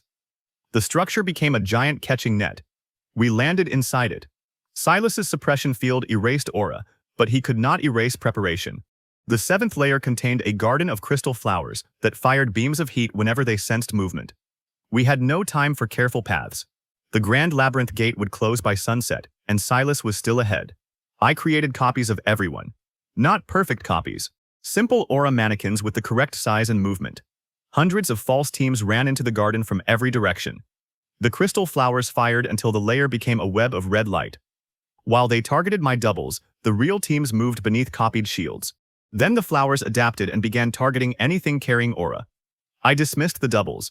Every beam turned toward me. That was fine. I ran through the garden using refill steps, changing direction hundreds of times a second. Red beams followed, cutting through crystal stems behind me. I circled the layer faster and faster until the flowers destroyed one another. Grant waited at the exit with his arms crossed. He said I looked like a bug avoiding rain. I copied him and made the double say it again in a worse voice. The eighth layer was silent. No monsters, no traps. No shifting paths. Only a flat white plain beneath a black sky. At the center stood a single stone arch leading to the final layer. Silas waited beside it. He had not come alone. Rows of black mineral pillars surrounded the arch, connected by chains. Between them floated a sphere of darkness large enough to cover a house. Inside the sphere, something moved. Silas had taken the Devourer's broken chains and used them to bind a creature from the labyrinth's core. He did not attack us. He attacked the gate home. A black needle flew from his hand and struck the return crystal carried by the lead team. The crystal shattered. Every other return crystal cracked at the same time. Their magic was connected. The grand labyrinth's exit vanished. We had only one way out now. Reach the ninth layer. Take control of the central core. Open a new path before sunset. Silas cut the chains around the dark sphere. The thing inside unfolded. It was a giant winged shape made of empty space. Wherever its body passed, color vanished. The ground did not break beneath it. The ground simply ceased to exist. Silas stepped through the arch while the void moth opened its wings between us and the final layer. The other teams prepared to fight. I stopped them. The Devourer had eaten magic. The void moth erased matter. Throwing more attacks would only remove more of the battlefield. I looked at the white plain, the black sky, the stone arch, and the thousands of people trapped behind us. Then I copied the horizon. A blue line appeared across the world. Then another. Then hundreds, stacked one above another like pages. The void moth spread its wings and erased the first horizon. Behind it was another. It erased that one too. Then another. I was not trying to stop the creature. I was giving it something endless to erase. Every copied layer vanished. My core refilled. I replaced it. The moth moved forward, consuming glowing landscapes that had never existed. While it fed, Grant charged lightning inside the real ground. Tessa planted mechanical anchors around the stone arch. The other teams moved along a narrow path, hidden beneath my false horizons. The void moth noticed too late. It turned. I created one final copy. A duplicate of the stone arch appeared behind the creature. The moth flew through it, believing Silas's path was there. Tessa triggered the anchors. The fake arch folded around the moth like a cage. Grant released lightning through the metal frame. The creature erased the aura shell, but the mechanical anchors remained. Chains snapped tight and pulled its wings together. I attached recursive patterns to the empty spaces it created. Every missing section of the cage rebuilt. The void moth erased. I restored. It erased faster. I restored faster. The battle became a contest between nothing and endless replacement. For 10 years, the recovery chamber had looked at emptiness inside me and forced something to appear. The moth had chosen the wrong opponent. I placed both hands on the cage and released everything. Blue light filled every space the creature erased. Its empty body became outlined, then filled, then solid. The more nothing it created, the more aura my recovery poured into the gap. The void moth transformed from darkness into a giant blue statue, then Grant shattered it with one bolt. The stone arch stood open. Sunset light had begun creeping across the 8th layer. We ran into the final chamber. Silas was waiting at the grand labyrinth's core, and he had already placed a black chain around it. The ninth layer was smaller than I expected. After forests, oceans, upside-down cities, and a creature made of nothing, I imagined the grand labyrinth center would be an endless throne room or a mountain of treasure. Instead, it was a round chamber with a shallow pool. A white crystal floated above the water. That single core controlled every path, guardian, gravity shift, and exit in the labyrinth. It did not react to me. It did not change because I had arrived. It simply continued doing what it had done for centuries. Silas was the one interfering. His black chain wrapped around the crystal and drained light from it. A ring of dark mineral pillars stood in the pool. Energy moved from the core into the pillars, then downward through cracks in the floor. He was not stealing the labyrinth. He was using it to power something beneath the city. Silas stood between us and the pool. He looked exhausted for the first time. Dust covered his coat. One sleeve was torn. The Devourer and Void Moth had not been loyal servants. He had crossed the same deadly layers we had, only earlier and alone. That made him dangerous in a different way. He was not brave because he believed he could not lose. He was brave because losing did not stop him. The other teams entered behind us. Dozens of fighters spread across the chamber. Grant gathered lightning. Tessa raised a device shaped like a metal crossbow. I let blue threads crawl over the floor. Silas pulled the chain tighter. The core dimmed. Every exit rune in the chamber flickered. We had minutes before the gate closed. Grant attacked first. A narrow lightning spear crossed the room. Silas placed one black link in its path. The spell vanished at the center, split into two burning halves, and struck the walls behind him. I sent threads through the water. Silas dropped a disc into the pool. Darkness spread across the surface and erased every line. Tessa fired a metal bolt with no aura in it. Silas moved aside. The bolt struck a pillar and unfolded into a mechanical claw. It grabbed the chain. I smiled. Silas cut the claw with a black knife. Grant used the distraction to close the distance. Lightning burst inside his legs. He appeared beside Silas and drove a fist toward his ribs. Silas blocked with the chain. The lightning around Grant's arm vanished, but the punch remained. Silas slid backward through the pool. I had spent months teaching Grant that spells were not the only things capable of hitting people. He had learned. Silas swung the chain low. Grant jumped.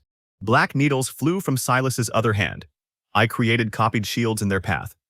The shields vanished on contact, but each changed the needle's angle slightly. They missed Grant by inches. Tessa launched two more bolts. One opened into a spinning saw. The other became a cage around a dark pillar. The chamber became a fight between aura and anti-aura, but the real battle was position. Silas needed the chain connected to the core. We needed him away from it. Every time Grant pushed him back, Silas used the chain to pull himself forward. Every time my threads wrapped the links, they vanished. Every time Tessa damaged a pillar, another one redirected the power. So I stopped attacking Silas. I copied the water. Aura could imitate the shape and pressure of a real object. I created a second layer of glowing water beneath the pool's surface, then moved it in a circle. Silas's feet slid. The dark pillars tilted. The chain shifted around the core. He stabbed a disc into the pool and erased my copied current. That was what I wanted. The real water rushed into the empty space. A whirlpool formed naturally. Silas lost his footing again. Grant struck him from the side. Tessa's mechanical cage closed around one pillar and tore it from the floor. The core brightened slightly. Silas looked at me and finally spoke more than a few words. He said endless power always became a cage. If people learned I could save everyone, they would demand I save everyone. Every disaster would become mine. Every person I failed would become proof that I had chosen wrong. He expected the idea to slow me. It did. Not because I believed him completely, because I had already felt that weight beneath the night market. Silas saw the hesitation. He pulled the chain. The core cracked. Grant shouted. Tessa fired. The other teams attacked. I stood still for one heartbeat and made a decision. I could not promise to save everyone. I could promise that Silas would not decide who I stopped trying to save. I raised both hands. Then I duplicated the core. A glowing copy appeared beside the real crystal. The labyrinth did not recognize it. The copy had no ancient control, no connection to the layers, and no authority over the gate. It was only shape, weight, and light. Silas knew that. He also knew the chain could not tell the difference quickly enough. I moved the real core 1 inch. At the same instant, I moved the copy into its place. The black chain tightened around false aura. Every dark pillar pulled power from the duplicate. I fed it everything. The pillars filled, the chain heated. Silas realized the trap and tried to release it. Tessa's mechanical claw closed around the end. Grant struck the chain with lightning. I erased the center of the copied core using Tessa's rod. The aura shell collapsed inward. Every dark pillar pulled in the wrong direction at once. The chain snapped. Energy stored throughout the system rushed backward into Silas. Black light wrapped his body. The mineral plates on his arms cracked. Discs exploded from his coat. He flew across the pool and struck the chamber wall. The real core floated free. I connected threads to the crack and used recursive casting to fill it with layers of aura. I could not truly repair an ancient labyrinth core, but I could hold the pieces together long enough for it to function. The white crystal flared. A gate opened above the pool. Sunset had reached the walls. The other teams began evacuating. Grant moved toward Silas. Silas was still conscious. Of course he was. He pulled one last black feather from his coat and crushed it. A narrow hole opened in his shadow. I sent threads. He let them wrap his arm. For the first time, I caught him. Then he cut off the mineral plate attached to his sleeve and left it in my net. His body dropped through the shadow hole. The opening closed before Grant reached it. Silas escaped the Grand Labyrinth, but he left without the chain, without the core's power, and without the network he had spent years building. We had won. The labyrinth was still collapsing. I held the cracked core together while every team crossed the gate. Tessa remained beside me, reinforcing my aura layers with metal bands from her pack. Grant remained at the exit, refusing to leave until we did. The chamber shook, the pool drained through the floor, cracks reached the walls. My copied layers vanished and rebuilt faster than I could count. The last injured fighter crossed. Tessa crossed next after throwing every remaining tool through the gate. Grant grabbed my arm. I told him I needed one more second. He said I had used that excuse for 10 years. He pulled me through. The gate closed behind us. We landed in the city's central arena beneath a sky filled with evening clouds. Thousands of people waited around the platform, expecting teams to return with treasure and rankings. Instead, nearly every team emerged together, carrying injured fighters, broken equipment, pieces of ancient guardians, and one enormous stone ring from the Devourer's mouth. Then the gate vanished. The arena erupted. News spread that Silas had sabotaged the Grand Labyrinth. The rescued teams described the Devourer, the upside-down city, the Void Moth, and the cracked core. Every version became more ridiculous. One rumor claimed I had duplicated the entire labyrinth and made the original jealous. I considered trying that someday. The combat hall raised my rank to its highest level. Grant argued that ranks were now meaningless. Tessa sold small mechanical umbrellas outside the arena and refused to admit why. My family held a celebration. I attended long enough to copy the banquet table and send the duplicate floating through the neighborhood, delivering food to anyone who waved. For a few days, the city felt safe. Then the sky opened. It happened at noon. A vertical crack appeared above the western district. Clouds spiraled around it. Blue fire leaked through the edges. Every gate detector in the city began ringing at once. Something huge moved behind the crack. A wing pushed through first. It was covered in black crystal feathers, each larger than a house. Then came a long head, silver horns, and eyes burning with deep red light. The creature forced its way into the sky, tearing the crack wider with every movement. It looked like a dragon mixed with a whale, long enough to cast a shadow across half the city. Ancient records called such creatures sky leviathans. This one had a black chain buried in its throat. Silas had not needed the Grand Labyrinth's power to destroy the city. He had needed it to wake something above it. The Leviathan opened its mouth. A sphere of blue fire formed between its teeth. Below, streets filled with people. Grant raised lightning. Tessa unfolded every device she carried. I looked at the monster's shadow covering the city and understood the next problem. I could fight forever. The city could not survive forever. This time, I had to win fast. The Leviathan fired. Blue flame fell from the sky like a second sun. I had less than 3 seconds. A normal barrier would fail. The attack was larger than the arena, hotter than the Ash Hydra, and falling directly toward a district packed with people. Even if I stopped the center, the shock wave would flatten everything around it. So I did not make one barrier. I made a tunnel. Aura rings appeared from the streets to the clouds, stacked one above another. The first ring caught the fireball and compressed its edges. The second narrowed it further. The third twisted the flames into a spiral. Thousands of rings formed a glowing path that bent across the sky. The Leviathan's attack entered above the city. It exited toward the empty mountains. A blue column crossed the horizon and erased the top of a distant peak. The city remained standing, every window shattered. That still counted. The Leviathan turned its head toward me. I stood on the arena roof with my arms raised, surrounded by fading rings. It had attacked an entire city and watched one person redirect the result. I wanted its attention. I got it. The creature dived. Grant launched himself into the sky on a lightning path. Tessa activated a metal wing pack and shot upward, trailing smoke. I created a staircase, not a small one. A glowing staircase rose from the arena, crossed the rooftops, spiraled around the tallest tower, and continued into the clouds. Each step appeared beneath my foot and vanished after I left it. I ran upward faster than the Leviathan descended. People below saw a blue road being drawn across the sky. The Leviathan swept one wing through it. Thousands of crystal feathers sliced the staircase apart. I turned every broken step into a spear. Blue projectiles reversed direction and struck the underside of the wing. They could not pierce the black feathers, but 10,000 impacts changed the angle. The Leviathan missed the tower and crashed through a bank of clouds.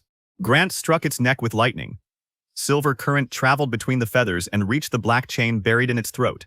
The creature twisted violently. Grant lost his footing. I copied him. 100 aura versions of Grant appeared around the Leviathan, each releasing blue lightning-shaped threads. The monster turned toward the wrong targets. The real Grant landed on a copied platform beside me. He looked at his doubles and said they were still insulting. I gave all of them longer coats. The Leviathan roared. Sound became force. The platform shattered. Grant fell one way. I fell another. Tessa flew between us and fired 2 cables. One caught Grant. The other caught a copy of me. The real me continued falling. Tessa shouted something that disappeared beneath the wind. I made an umbrella.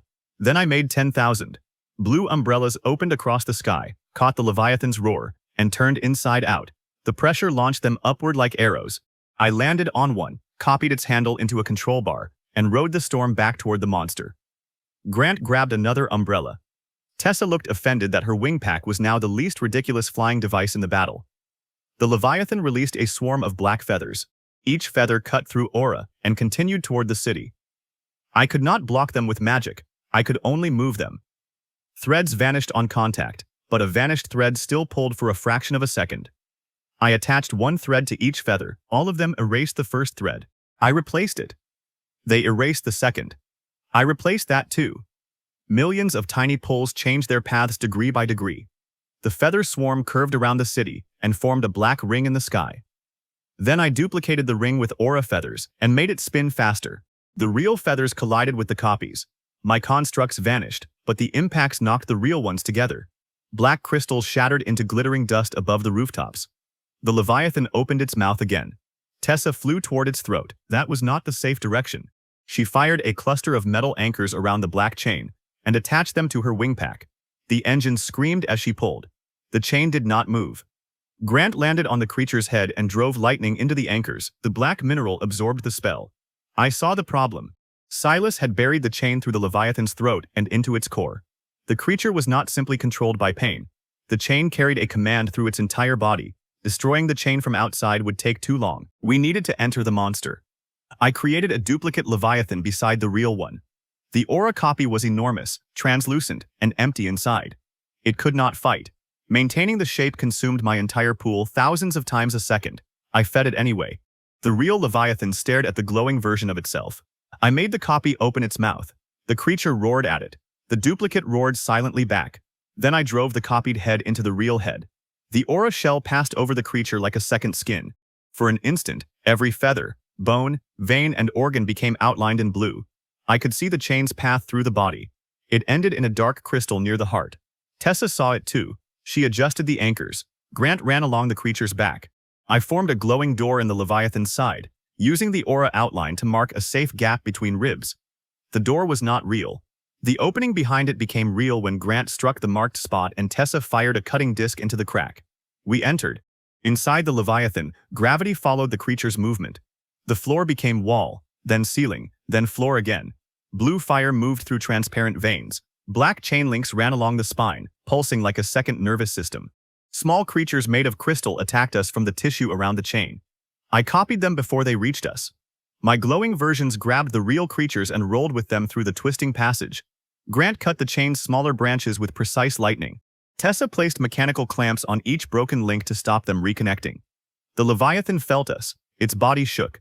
Outside, it dived toward the city. We were inside a falling mountain.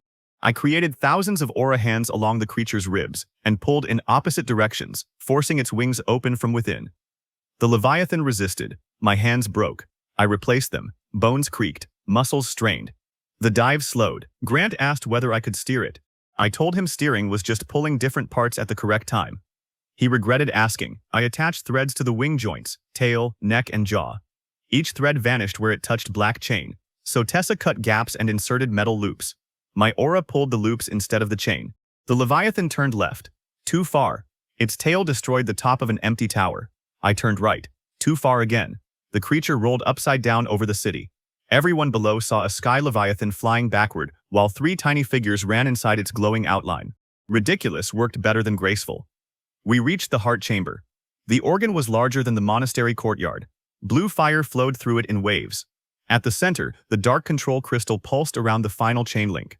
Silas had placed one more trap. The crystal was connected to the Leviathan's heart. Destroying it would kill the creature.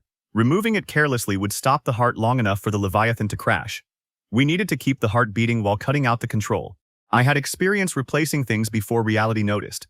Tessa built a cutting frame around the dark crystal. Grant prepared a focused bolt. I copied the Leviathan's heartbeat. A giant aura pulse formed around the heart. The real heart contracted. My copy contracted with it. I matched the rhythm. Tessa cut the first chain. The heart skipped. My aura shell compressed, forcing blue fire through the veins. Grant shattered the second link. The real heart stopped. Mine continued. For 7 seconds, I became the Leviathan's heart. Each beat emptied my core more times than I could count. Aura rushed into me from the sky, the city, the monster, and the open crack above. My entire body burned. The recovery chamber had trained me to restore a tiny pool. Now I was using that tiny pool as a door for enough energy to keep a creature the size of a mountain alive. Tessa removed the dark crystal. Grant pulled the last chain free. The Leviathan's heart started again. My aura shell vanished. The creature screamed. But this scream carried relief. Outside, the black crystal feathers lost their darkness and turned silver blue. The Leviathan spread its wings above the city and stopped falling. Then it looked down at the streets it had nearly destroyed. I did not know whether it understood what happened. I knew it was free. The Leviathan flew toward the crack in the sky. We still needed to exit. I created 3 copied carriages inside its mouth. The creature sneezed us out. We crossed half the sky at impossible speed. Grant spun through 3 clouds. Tessa's wing pack opened backward. I rode a glowing soup pot because I had lost the umbrella. Below, the city watched us fall. I created 1,000 hands and caught all 3 of us above the arena. The Leviathan circled once overhead. Then it entered the crack. Before the opening closed, something moved on the other side. Not one creature, thousands. A vast sky stretched beyond the crack, filled with floating islands and distant shapes larger than the Leviathan. For 1 second, I felt an ocean of aura so deep that my recovery surged without me spending anything. Then the crack sealed. The city erupted in celebration. I did not. The dark control crystal Tessa removed carried a carved symbol. A mountain surrounded by a circle of runes. The monastery. Silas had returned to the place where my power began. The sky Leviathan had been a distraction, a weapon, and a test. While we fought above the city, he had gone up the mountain. Rowan's monastery was empty, damaged, and sealed, but the original recovery chamber remained beneath it. Silas knew what that room had done to me. Now he intended to make it do something else. We left for the mountain before the celebration ended. Grant wanted to bring an entire force from the combat hall. Tessa wanted to bring every machine in her forge. I wanted speed. We compromised. Grant brought enough lightning to light the road. Tessa brought a wagon full of devices. I copied the wagon 100 times. A glowing caravan raced out of the city and climbed toward the clouds. Only one wagon carried real equipment. The others carried aura copies of boxes, tools, weapons, and occasionally Tessa herself. Anyone watching from above would see 100 possible targets. That mattered because Silas attacked before sunset. Black feathers fell from the trees along the mountain road. Each feather struck a wagon and activated a suppression field. Glowing vehicles vanished one after another. Empty road appeared beneath them. The riders were copies too. They dissolved before reaching the ground. Silas's hidden attackers revealed their positions to watch the destruction. That was their mistake. I had copied the road. A thin aura layer lay beneath the real dirt for miles. The moment the attackers stepped forward, the copied ground rose like a carpet. Trees bent, rocks rolled. Dark-clothed figures were folded inside glowing tubes and launched downhill. Grant added lightning nets at the bottom. Tessa attached wheels.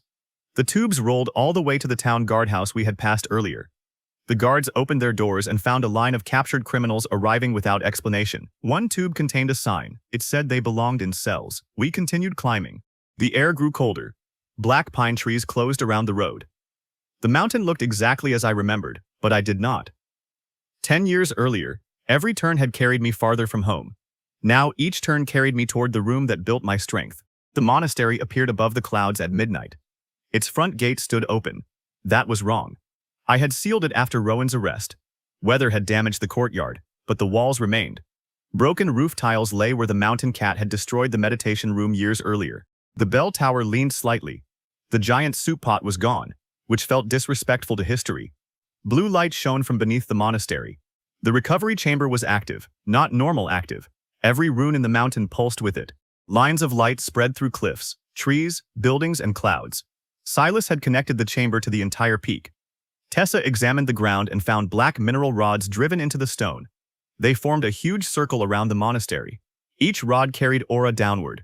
Silas was not using the chamber to recover one body. He was using the mountain as a body. The ancient builders had placed the recovery chamber over a natural aura spring. The room pulled energy from that spring to restore warriors. My tiny core had forced it to pull harder for 10 years. Over time, the chamber had widened the path beneath the mountain. Silas found that path. Now he was draining the spring into something below. The front courtyard looked empty. I sent a copied beetle through the gate. It vanished. Suppression field. Grant sent a small spark along the wall. It disappeared too. Tessa rolled a metal sphere into the courtyard. Nothing happened until it reached the center. Then the ground opened and swallowed it. The monastery had become a trap built from my own memories. Silas expected me to enter carefully, searching for anti-aura devices. So I entered loudly. I created a copy of the bell tower and dropped it into the courtyard. The entire structure fell sideways with a crash that shook snow from the roofs. Hidden doors opened. Criminals rushed from buildings. Black discs activated across the walls. The copied tower vanished. The criminals attacked the empty space where it had been. Grant entered from above on a lightning path. Tessa drove her real wagon through the side wall. I came through the front gate carrying 200 copied soup pots. Some symbols are personal. The courtyard exploded into motion. Black discs erased my first wave of constructs. I used the empty gaps as markers and launched real stones through them. Grant struck metal rods with controlled bolts, overloading the suppression network. Tessa's wagon unfolded into a 6-legged machine and began pulling devices out of the ground. The criminals were not weak. Silas had gathered survivors from the night market, escaped smugglers, and hired fighters trained to battle mages. They wore black mineral strips around wrists and boots. Aura threads vanished when I tried to bind them, so I bound their clothes instead. The strips erased direct contact, but their coats, belts, sleeves, and shoelaces were ordinary. Glowing needles stitched criminals to one another. 2 swordsmen charged from opposite sides and discovered their coats connected behind them. A crossbow fighter tried to fire and found every arrow tied into a bouquet. Grant knocked down the strongest attackers. Tessa's walking wagon collected them. A metal hatch opened in its side. Aura hands tossed criminals inside. The machine stamped each one with blue dye so we knew who had already been caught. One attacker climbed out and returned to the fight. I saw the dye, copied the wagon around him, and dropped him back inside. The courtyard cleared quickly. Too quickly. Silas did not need these people to defeat us. He needed them to delay us while the chamber continued pulling aura. I felt the mountain change. Snow lifted from the ground. Pine needles pointed toward the monastery. Clouds twisted into a spiral overhead. The natural aura of the entire region flowed downward. My recovery surged with it. The chamber recognized me. Somewhere beneath our feet, ancient runes reached for the body they had trained for 10 years. The floor cracked. A beam of blue light erupted from the monastery hall and connected to the sky. The remaining criminals ran toward hidden tunnels. I let them. Then I copied the tunnel's exits and redirected every path into Tessa's wagon. The machine swallowed criminal after criminal until metal panels bulged outward. Grant asked whether it had enough space. Tessa said space was a suggestion. We entered the monastery hall. The floor had been removed. A spiral shaft descended through the mountain, lined with glowing runes and black rods. Platforms moved along the walls. Aura flowed downward like blue rain. Silas waited at the bottom. Between us were 10 years of stairs. I jumped. Grant followed. Tessa drove the walking wagon over the edge. She claimed it could climb. She had not mentioned it could fall. We descended through the shaft while defenses activated around us. Black blades swung from the walls. Stone guardians unfolded from hidden chambers. Suppression rings rose like hoops, erasing my platforms whenever we touched them. I did not try to stop falling. I made falling useful. Every suppression ring erased the copied platform beneath me. That released stored shape and forced my recovery to spike. I used each spike to create a new platform below, kick off it, and fall faster. Grant became a silver streak beside me. Tessa's wagon opened metal wings and spun like a falling seed. Stone guardians leaped into the shaft. I copied them. My aura guardians collided with the real ones. Suppression blades erased the copies, but the impact changed the real guardians' direction. They crashed into one another and continued falling as a pile. We rode the pile down. At the bottom, the shaft opened into the recovery chamber. It had changed. The old round room was now the center of a cavern larger than the entire monastery. Silas had broken every wall except the ring of ancient runes. Black pillars surrounded them in layers. Chains stretched across the cavern and connected to a vast crack in the ground. Blue light poured into the crack. Something moved beneath it. The movement was slow. Too slow. The ash hydra had felt like a beast breathing below stone. This felt like the stone itself breathing. Silas stood inside the original rune circle. The chamber door remained behind him, still marked by the scratches I had made as a child. He had connected black cables to every symbol. A dark, crown-shaped frame hovered over the center. But it was only a tool, not a royal symbol, and it pointed downward like a drill. The machine was forcing the recovery chamber to restore the aura spring beneath the mountain. At the same time, the black pillars drained it. Recovery and loss. Restore and drain. The exact cycle that had transformed me. Silas was applying it to the mountain. The crack below widened. Blue fire shone through. Tessa realized what would happen first. The aura spring was not simply energy. It was a seal. The constant flow pressed against something deep beneath the region. If Silas forced the spring to regenerate faster while draining it, the pressure would eventually break the barrier. He was creating an endless leak. Grant gathered lightning. Silas activated the chamber. Every rune locked onto me. Pressure struck my body. For an instant, I was 10 years old again. The same invisible hands squeezed my core. The same demand echoed through every pathway. Recover. But Silas had reversed the outer circle. Each time the chamber restored me, black chains pulled the energy into the crack. My aura vanished, returned, vanished again. The machine accelerated. Silas had turned me into the final power source. Grant attacked the pillars. Black barriers rose and erased his lightning. Tessa drove the wagon toward the cables. Stone hands erupted from the cavern floor and caught the machine. I tried to cast. Every spell was drained before it formed. Silas stood outside the rune circle and watched. He had designed the perfect trap. The chamber forced me to recover. The chains stole the recovery. The stolen energy widened the crack. I could not stop refilling. I could not stop the drain. My greatest power had become the weapon threatening the city below. Then Silas made one mistake. He told me the chamber belonged to him now. For 10 years, Rowan had believed the same thing. But Rowan never understood the room. Silas understood the machinery. He still did not understand the relationship. The chamber had spent 10 years trying to find my full aura state. It had never found one, because I had never allowed myself to remain full. I closed my eyes. Instead of resisting the drain, I opened every pathway. The black chains pulled harder. The chamber restored faster. The mountain shook. Silas smiled because he thought I had surrendered. Grant shouted my name. Tessa looked at the runes, then at me, and understood. She stopped attacking the machine. She attacked the chamber door. Her wagon fired every mechanical bolt it carried. The ancient door tore from the wall, flew across the rune circle, and struck the black pillar behind Silas. For one heartbeat, the recovery pattern shifted. That was enough. I copied the chamber, not once, 10 times. A ring of glowing recovery rooms appeared around the original, each sharing the same center. The black chains pulled aura from all of them. The ancient runes detected 10 versions of my missing energy. They tried to restore all 10. Silas's smile vanished. I copied the chamber again. 100 rooms overlapped. The cavern became a sphere of curved blue walls and flashing symbols. Every copy demanded recovery. Every demand passed through my tiny core. Every refill entered the chains. The black pillars began to glow. The machine could drain endless aura. It could not survive endless acceleration. Cracks spread through the pillars. Silas tried to shut down the outer circle. Grant moved. A lightning step carried him through the gaps between suppression waves. He struck the control frame with a bare fist. Metal bent. Tessa's cables wrapped the broken section and pulled it away. The drain lost balance. Half the stolen aura continued downward. The other half rushed backward, straight towards Silas. The backward surge hit Silas before he could move. Blue light entered through every black mineral plate on his body. The same tools designed to erase aura became channels carrying more power than they had ever touched. His coat ripped, dark discs shattered. The chain in his hand glowed white. He should have been thrown across the cavern. Instead, he held on. Silas wrapped the chain around his arm and pulled the energy into himself. That was not part of my plan. Black lines spread beneath his skin. His eyes turned blue at the center and dark around the edges. The aura rushing backward filled him, but the mineral inside his tools erased it at the same time. Recovery and destruction tore through his body together. He stepped into the rune circle. The copied chambers flickered. Silas grabbed one of the glowing walls and ripped it apart with his bare hand.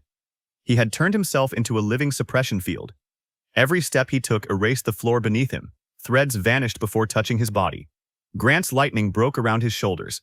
Tessa fired a metal bolt, but Silas caught it and crushed the mechanism between 2 fingers. He moved faster than before. The chamber restored the energy, destroying him. The black mineral destroyed the energy, restoring him. Like me, he had entered an endless cycle. Unlike me, his body had not spent 10 years adapting. He did not care. Silas reached Grant first. A black palm struck Grant's chest and erased the lightning inside his muscles.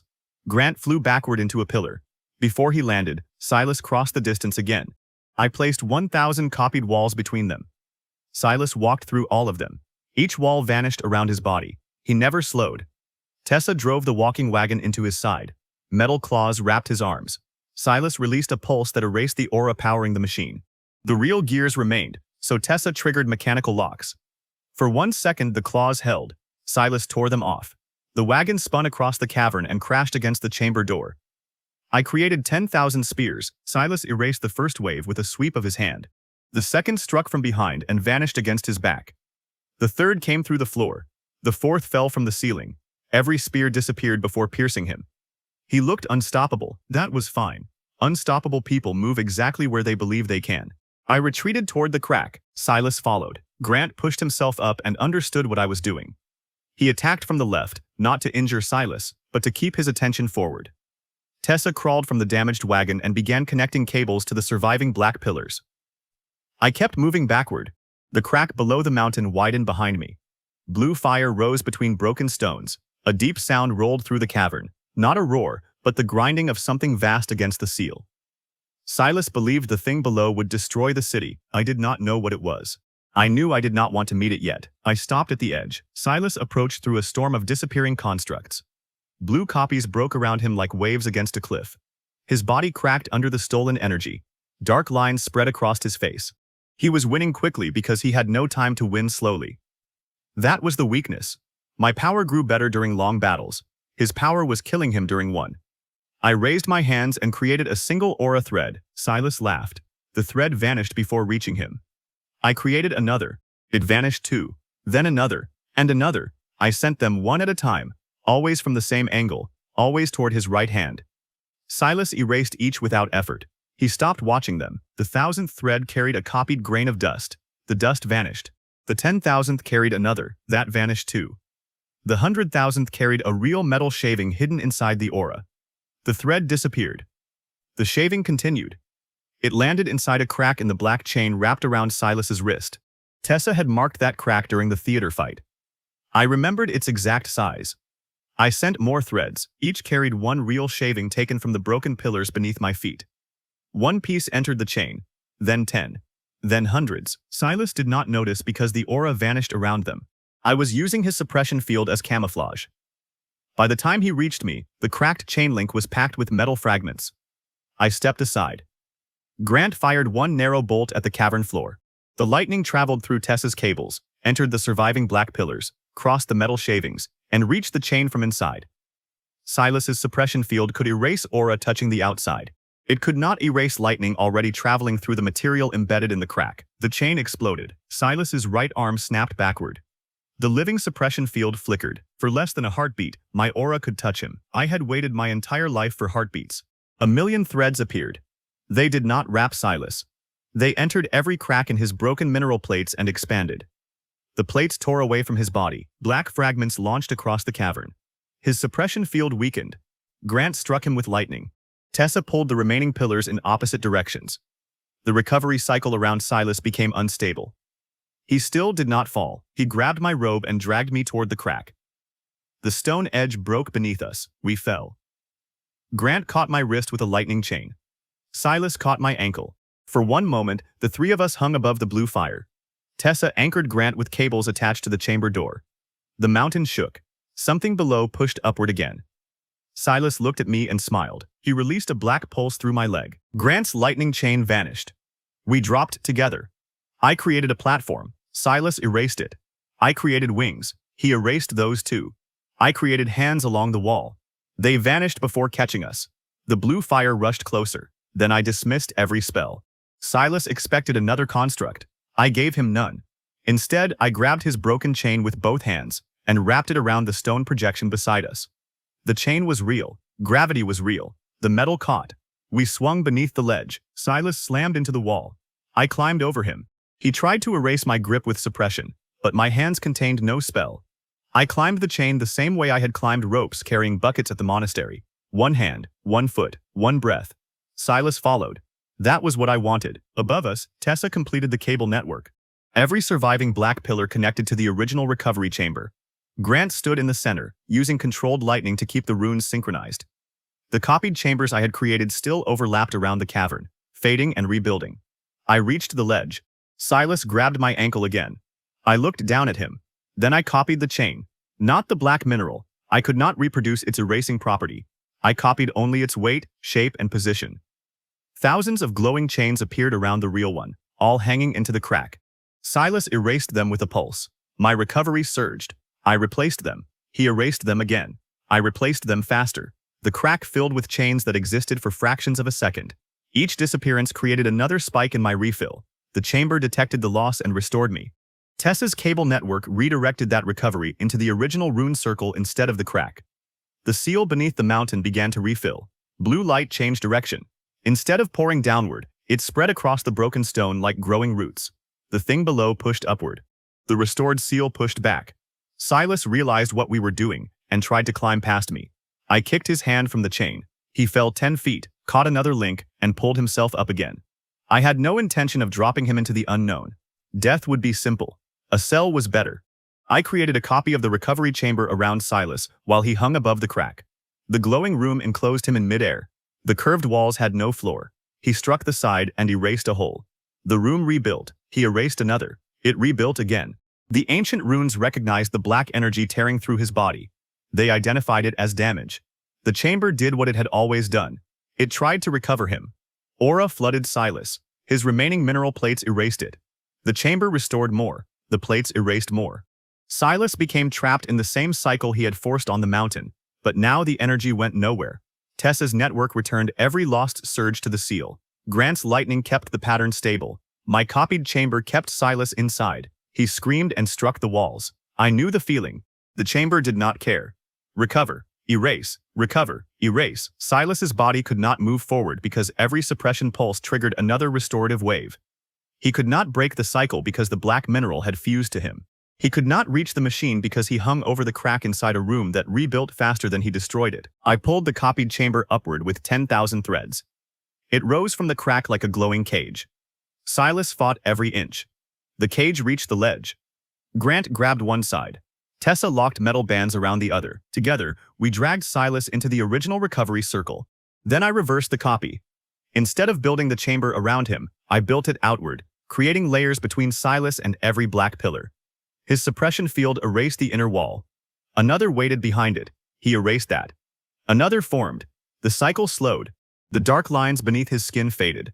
His stolen power drained into the seal. Silas dropped to one knee. For the first time since I met him, he looked afraid, not of me, of becoming ordinary again. He had spent years gathering tools, monsters, criminals, and disasters because he believed control belonged to whoever could create the worst choice. He forced people to choose between catching him and saving others. He built every victory around someone else's fear of loss. Now he had nothing left to threaten. The mountain sealed beneath him. The blue fire disappeared. The deep grinding sound stopped. The black pillars cracked and collapsed.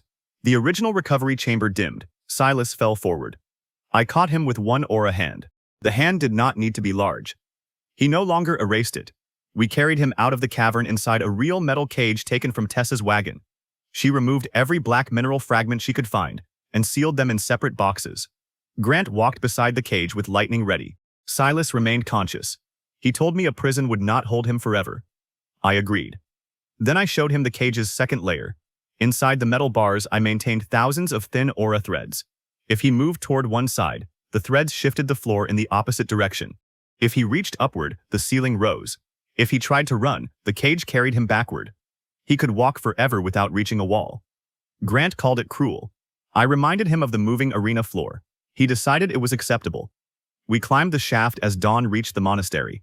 Tessa's wagon had survived the fall but lost 3 legs, 1 wing, and the part she insisted was not a cannon. It dragged itself upward using cables. The captured criminals in its storage compartment complained about the angle.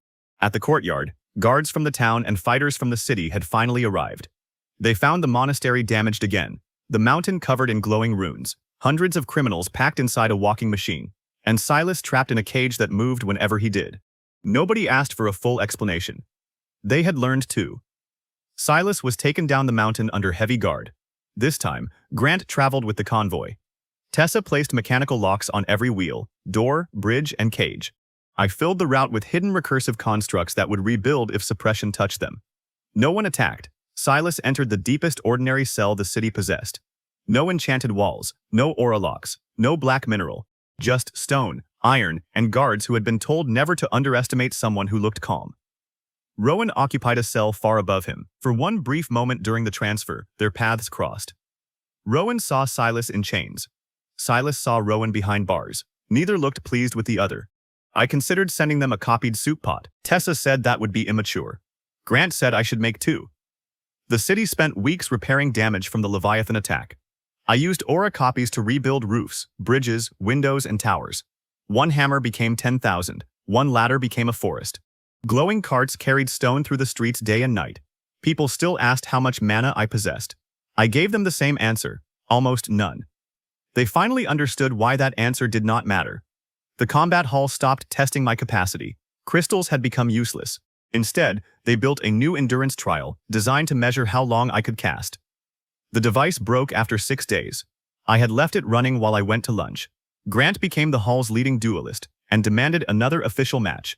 Our third rematch lasted 9 hours, destroyed 2 arenas, crossed 3 rooftops, and ended when Tessa trapped both of us inside a mechanical cage for interrupting her work. Technically, she won. Tessa rebuilt her forge with walls thick enough to survive the multiplication rings at full power. I tested them on the first day and accidentally duplicated every nail in the building. For a week, nails crawled out of drawers whenever I entered. She made me sort them by hand. I used copies, she noticed. My family stopped calling me weak. That was satisfying for approximately 1 minute. Then they began calling me the pride of the family, which was worse because some of them had never visited the mountain or the forge or any gate where I nearly died. I did not argue. I copied the chairs at another celebration. The crash remained excellent. More important than titles, ranks, or praise, the people rescued from the night market returned to their lives. Workshops reopened. Training halls replaced stolen equipment. The hollow orchard stabilized after the smuggling tunnels were sealed. The Grand Labyrinth remained closed while its cracked core recovered. But the teams trapped inside had survived. The city was safe. Silas was imprisoned. Rowan was imprisoned. The mountain seal held. That was enough for a complete victory. It was not the end of my problems. The original recovery chamber survived beneath the monastery, but its runes had changed. When I returned to examine them, the symbols no longer searched only for missing aura inside one body. They followed the enormous path opened during the final battle. The chamber could sense something beyond the mountain, something above the sky. Tessa placed the dark control crystal from the Leviathan in the center of the room. The runes lit up. A map appeared across the curved walls. It showed our city, the mountain, and the sealed crack below. Then the image expanded upward. Floating islands filled the ceiling. Vast creatures moved between them. Rivers of aura crossed open air like glowing roads. At the center of the map stood a structure shaped like a tower growing downward from the clouds. The black chain controlling the Leviathan had come from there. Silas had not created that material.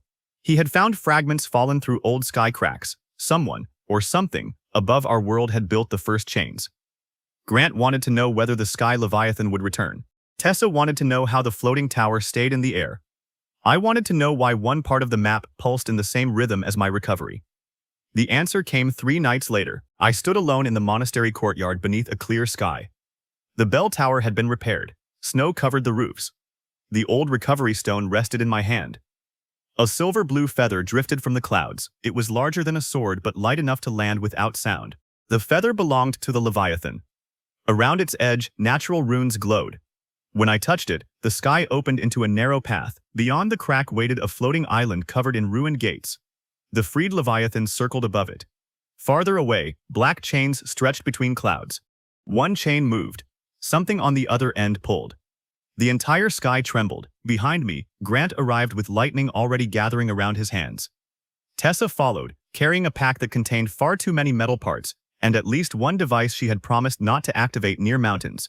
I looked at the open path. 10 years earlier, I had stood before a chamber door and believed the world had become smaller. Now a door in the sky stood before me, and the world had become ridiculous. My mana pool was still tiny. My recovery was still endless. Every genius who had laughed at me had learned the same truth. A large attack can terrify a crowd. A deep mana pool can dominate a duel.